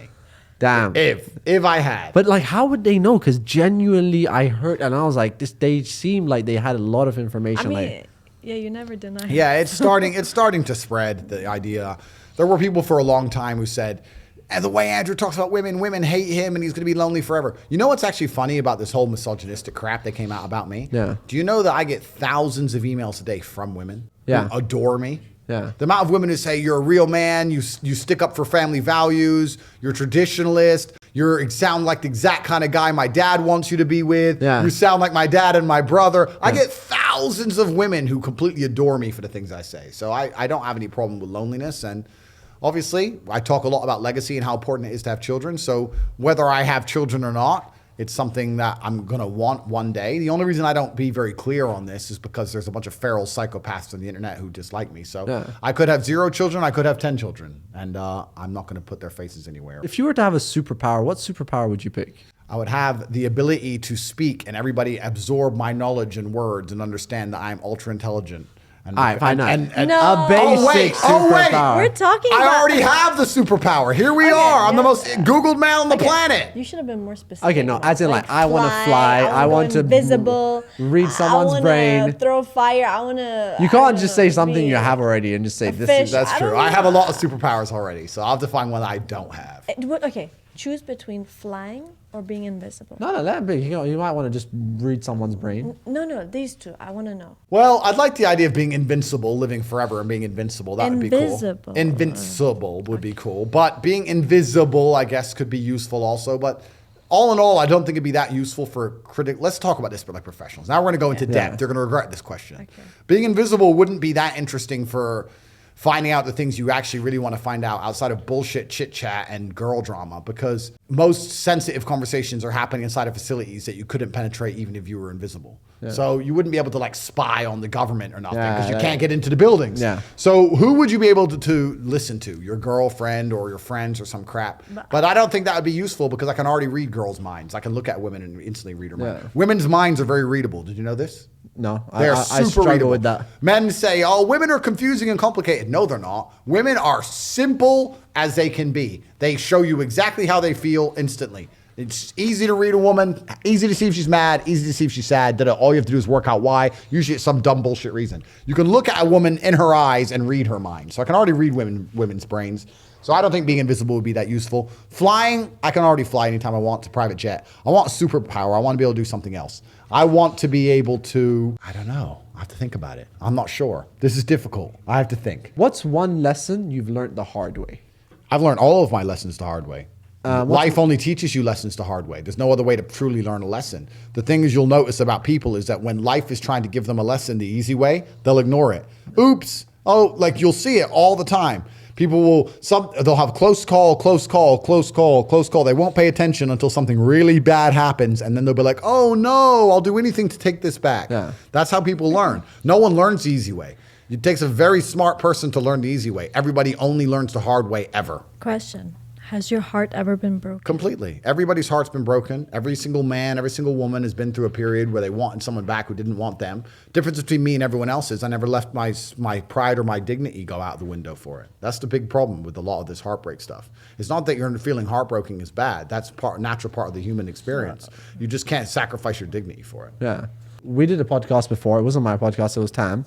And I think we were kind of having a little debate about this stuff, right? Yeah. Back then we were talking, would Andrew Tate ever settle with one woman and purely one woman and just never like mess around with other women? No, I will never do that.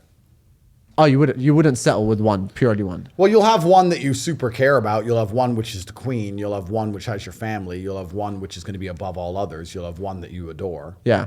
But it could be the same with cars. I could have one I truly love, and I could just pick up another one for a spin. What's your opinion on, like, I'd like to know my sister's opinion on this topic, because this is obviously something that I guess she just wants to stay quiet about right now.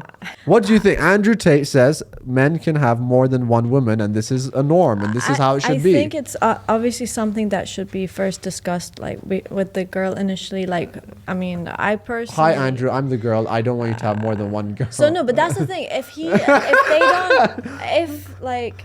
No, be That's- honest, because my sister has very strong opinions about this So off I'm camera. very, But then when I told her, I was like, Andrew's gonna I come here, always and you're just look not gonna for say it. So my main thing, and like when I look for someone, is loyalty and trust. Like it just, I can't like if there's no loyalty and trust, and like look, that's the thing. I would obviously ask these questions like in the beginning, so to clear it up, and I think that's what it is. No, like, it wouldn't work that way because no man's going to sit there and say, yeah, I'm going to cheat on you.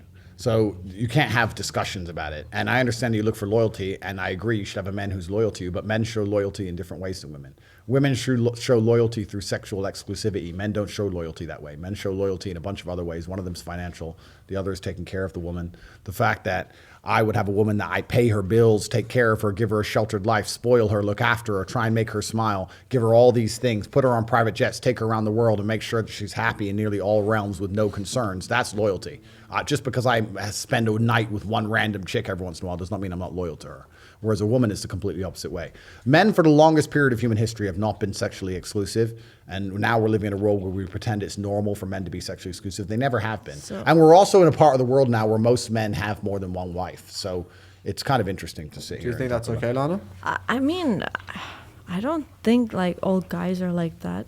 Of course, because you can get a Nissan. Isn't it great how life goes full circle? Yeah. You can get a nice, reliable Nissan. Nobody wants the Nissan but you, because to you it's trusty and old. It's got a bit of rust, but it's okay. But guess what happens when you're a Ferrari? Everybody wants to spin. That's life. That's life. And if you're going to be with a top tier male, you're going to have to accept. If you're going to be with one of the best men on the planet, the most desirable men on the planet, who fixes all of your problems, who's hyper competent, who can get all of the things that you need done, who excites you, who's interesting, who's spontaneous, who takes you nice places, you're never bored to spend time with him, you're never bored in bed with him, he never lets you down, you're going to have to accept that this man is going to eventually, over a long enough time period, occasionally do some extracurricular activity. And you're just going to have to accept it and get over it and ignore it. Because that's what happens when you have a top tier male. Okay, here. Listen, first off, if I were to agree on something polygamous, it would be in the sense that the guy would have them like the 4 wives, right? Okay? But I won't agree on a guy being like with 20, 30 girls, like outside of being like serious. You know what I mean? So I don't think like, I mean, I've seen from previous like people that I know, like they sort of like the lady knows that the guy is with so and so he already knows like the girls, and they already been sort of introduced because he sort of lets her know. But I just don't. I personally, as a woman, I don't like having like an unknown like guy with I'll millions tell you, of people. Andrew said this to me last time. He said, "Listen, if I'm a high value man." That even I'm not going to tell my woman, but she's not dumb enough to not know that I'm not messing around with other women. But like with a million people, like, I just think like, there should be a limit to things. I think it's very unhealthy. Everything, if you do too much of it in life, it becomes very unhealthy. Do you think that makes Andrew a bad person? I'm not here to judge him. Only God Judge can me. judge him. Judge no, me. I would like. Okay, I believe based on that him God saying, can listen, only I will judge. never be fully and utterly loyal to my girl. Judge me. Does that make him bad? I mean, did you tell your girl that? No, he won't. Are you not honest with your girl? No, but okay. So let's stay here for one thing at a time.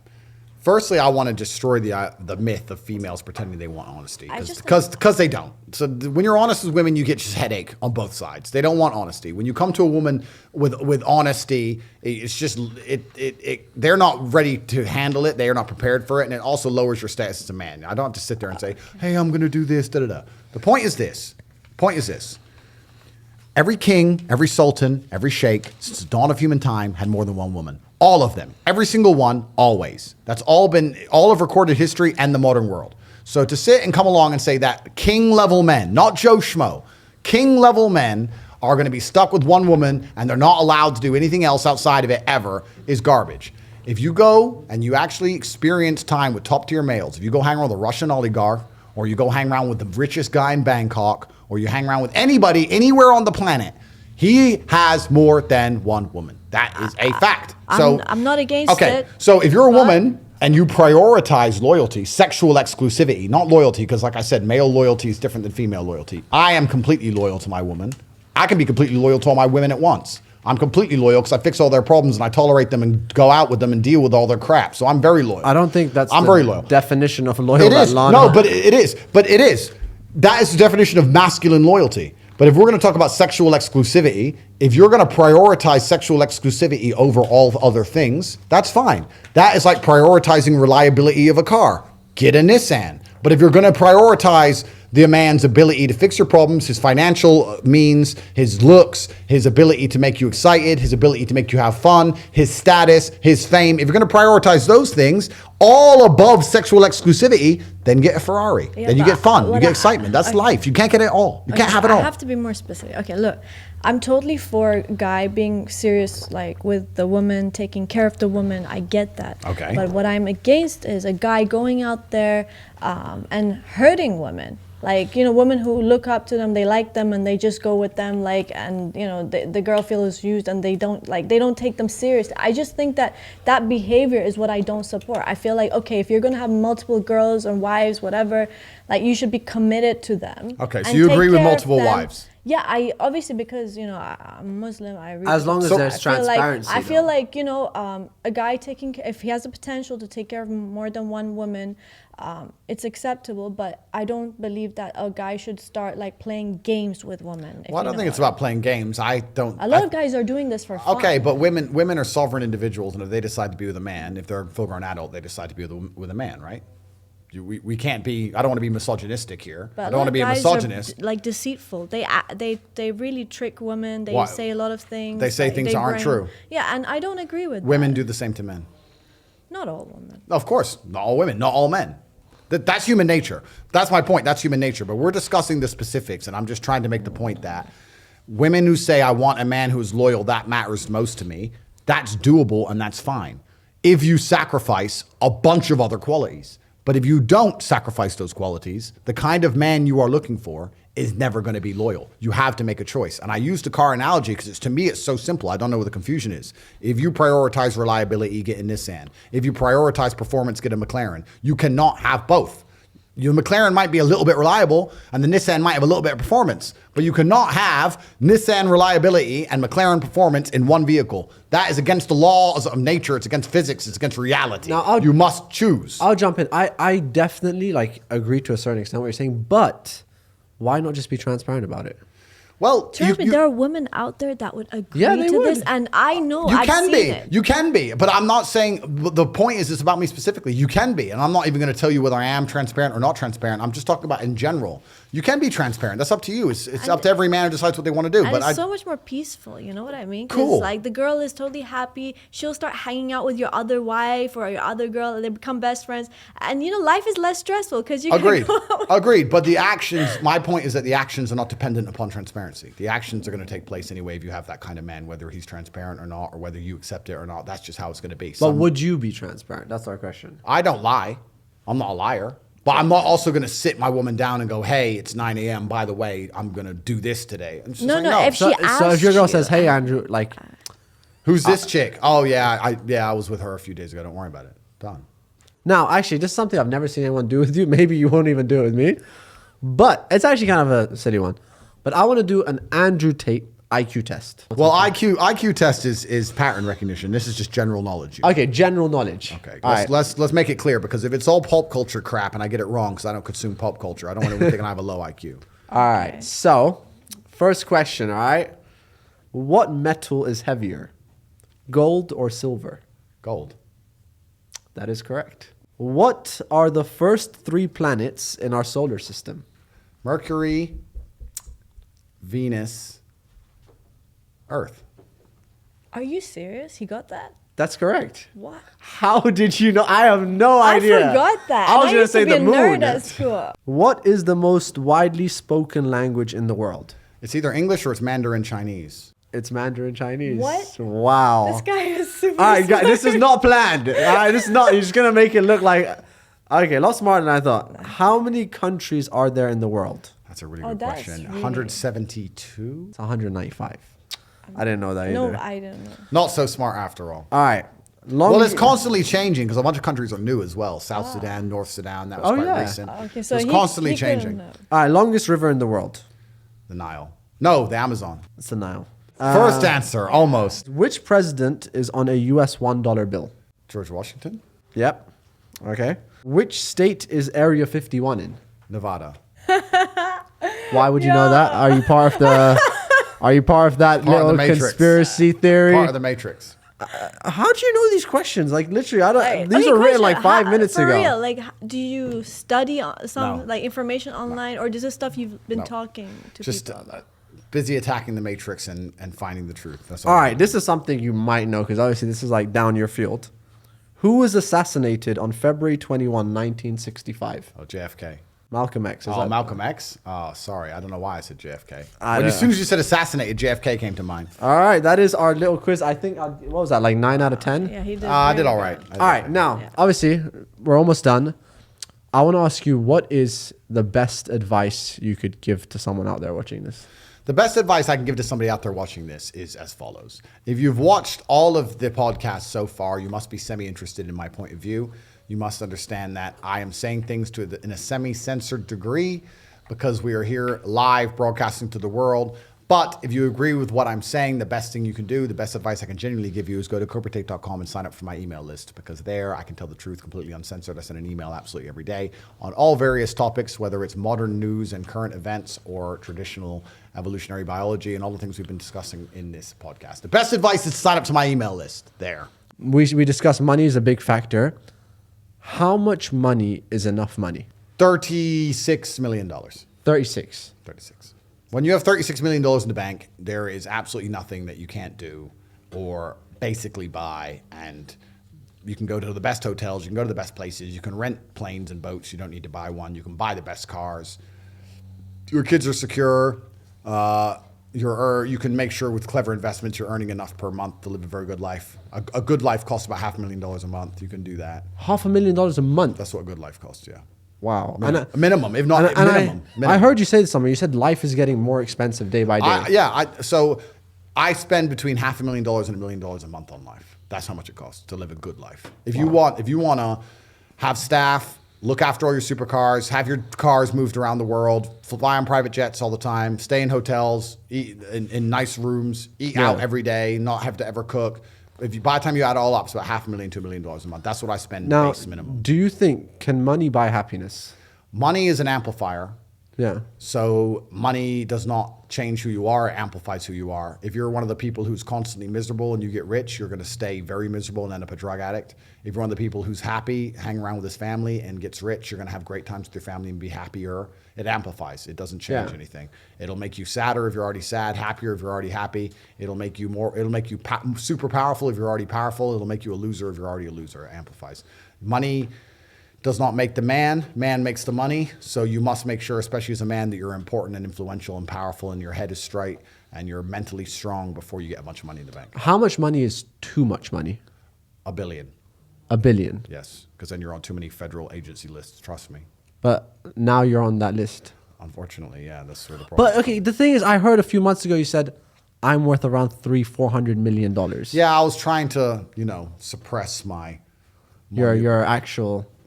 So right now... let's put it this way. Forbes have been in touch to put me on the billionaires list. Oh, wow. Yeah. Do you want to be there? Or you're like, nope. They're asking for paperwork. I'm like, no, sir, I'm not stupid.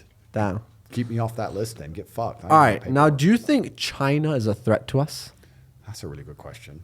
That would take me an hour to answer in and of itself.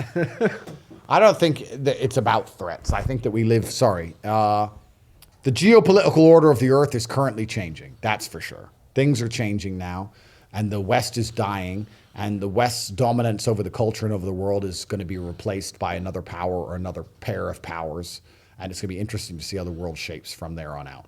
But the Chinese they're extremely hardworking, and they have a very controlled society, and it's hard to compete with them because of how efficient they can be. Let's put it that way. Now, obviously, you have the hustlers. Okay, real world now. Yeah. But a lot of people say education is like a form of control. Yeah.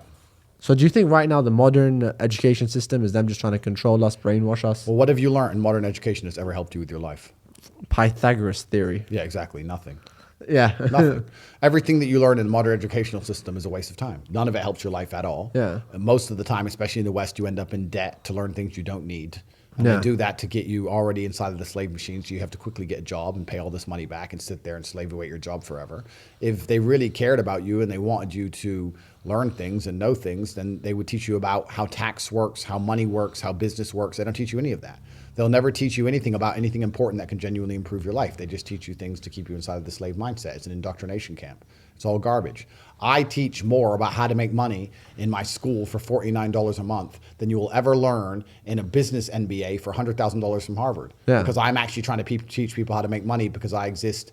My school doesn't exist in a vacuum either financially. You have to understand the educational system exists in a vacuum. You can only get the loans if you use the loans to go to school. Yeah. And in the West, if they were to say, here's $100,000, do you want to go to school with it or do you want to do something else with it? Nobody would go to school, but you can only get the money if you go to school, which means the school doesn't have to be competitive. It's not competing against any of the other avenues of generating money in the world. So they get to just completely scam you and waste your time and waste years of your life and teach you nothing.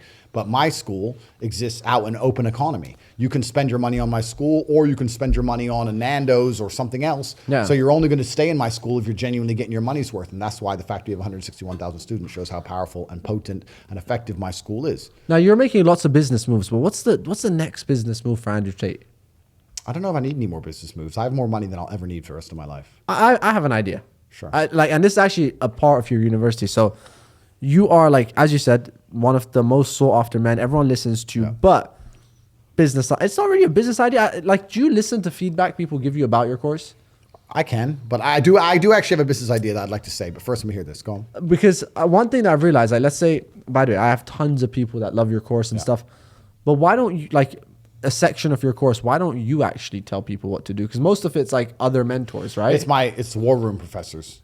So I have meetings with the guys from the war room. The professors inside of the real world are war room soldiers, war room guys that we've vetted and made sure they're all millionaires in their own personal field. And I have meetings with them above, and then they teach below the individual different segments.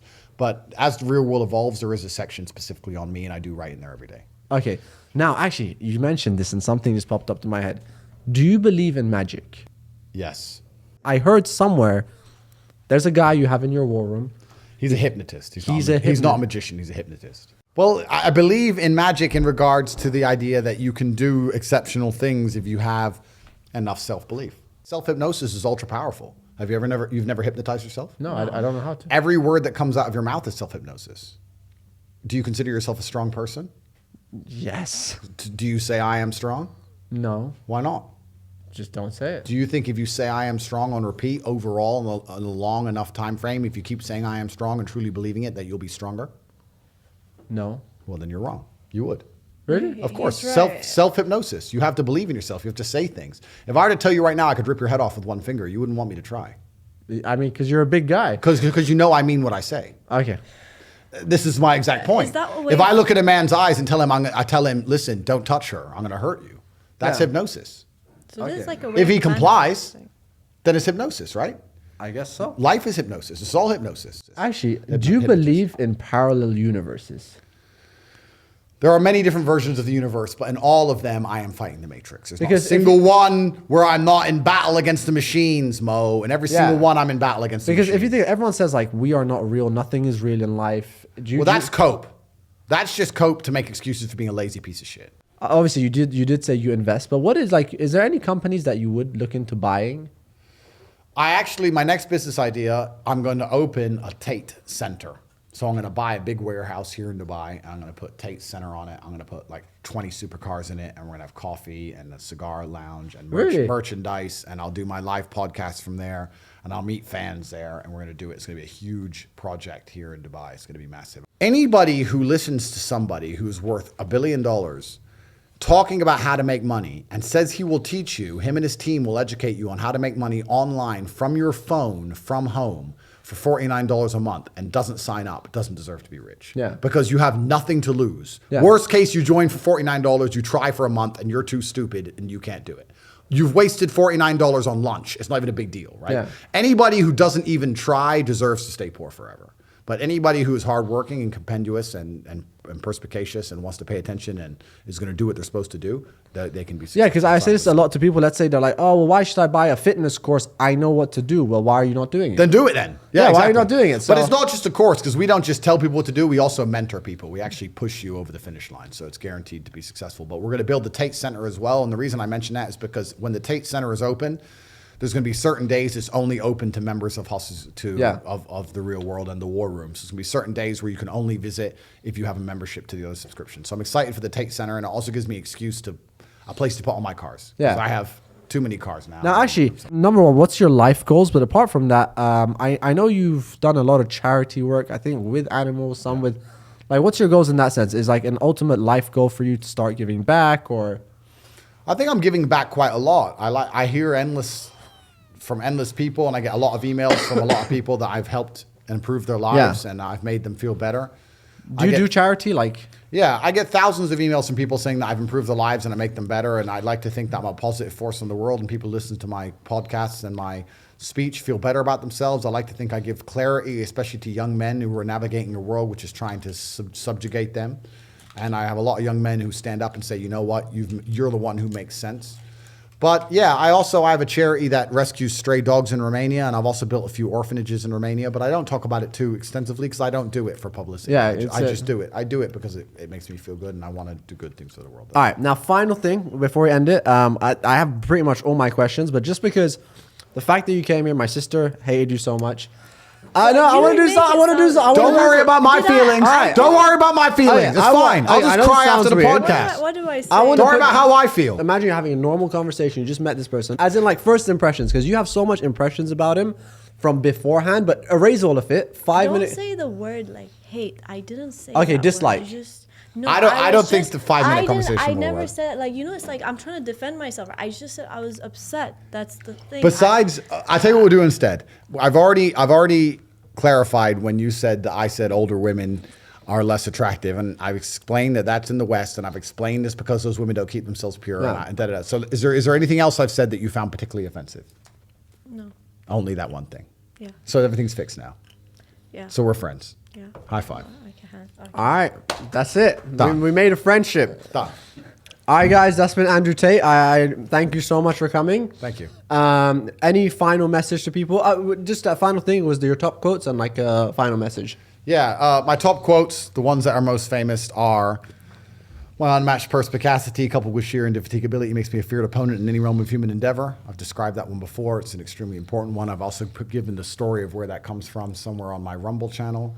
The other one is I allow manipulation to find out where my enemy wants me to go. Then I use my mind to break the trap and punish the perpetrators. And the third one is what color is your Bugatti? So the third one is a little bit less insightful than the others. But I guess it's kind of useful just sometimes to throw at people. But those are the top 3 quotes. You can find me on Twitter at Cobra Tate, on Rumble at Tate Speech, where I release videos, and then CobraTate.com. I have a free email list, and I have information on the real world and the war room. It's all on the. All right. Cobra Well, thank you so much, guys. That's been Andrew Tate, and yeah, thank you. Thank you so much. All right, that was amazing, bro. Thank you.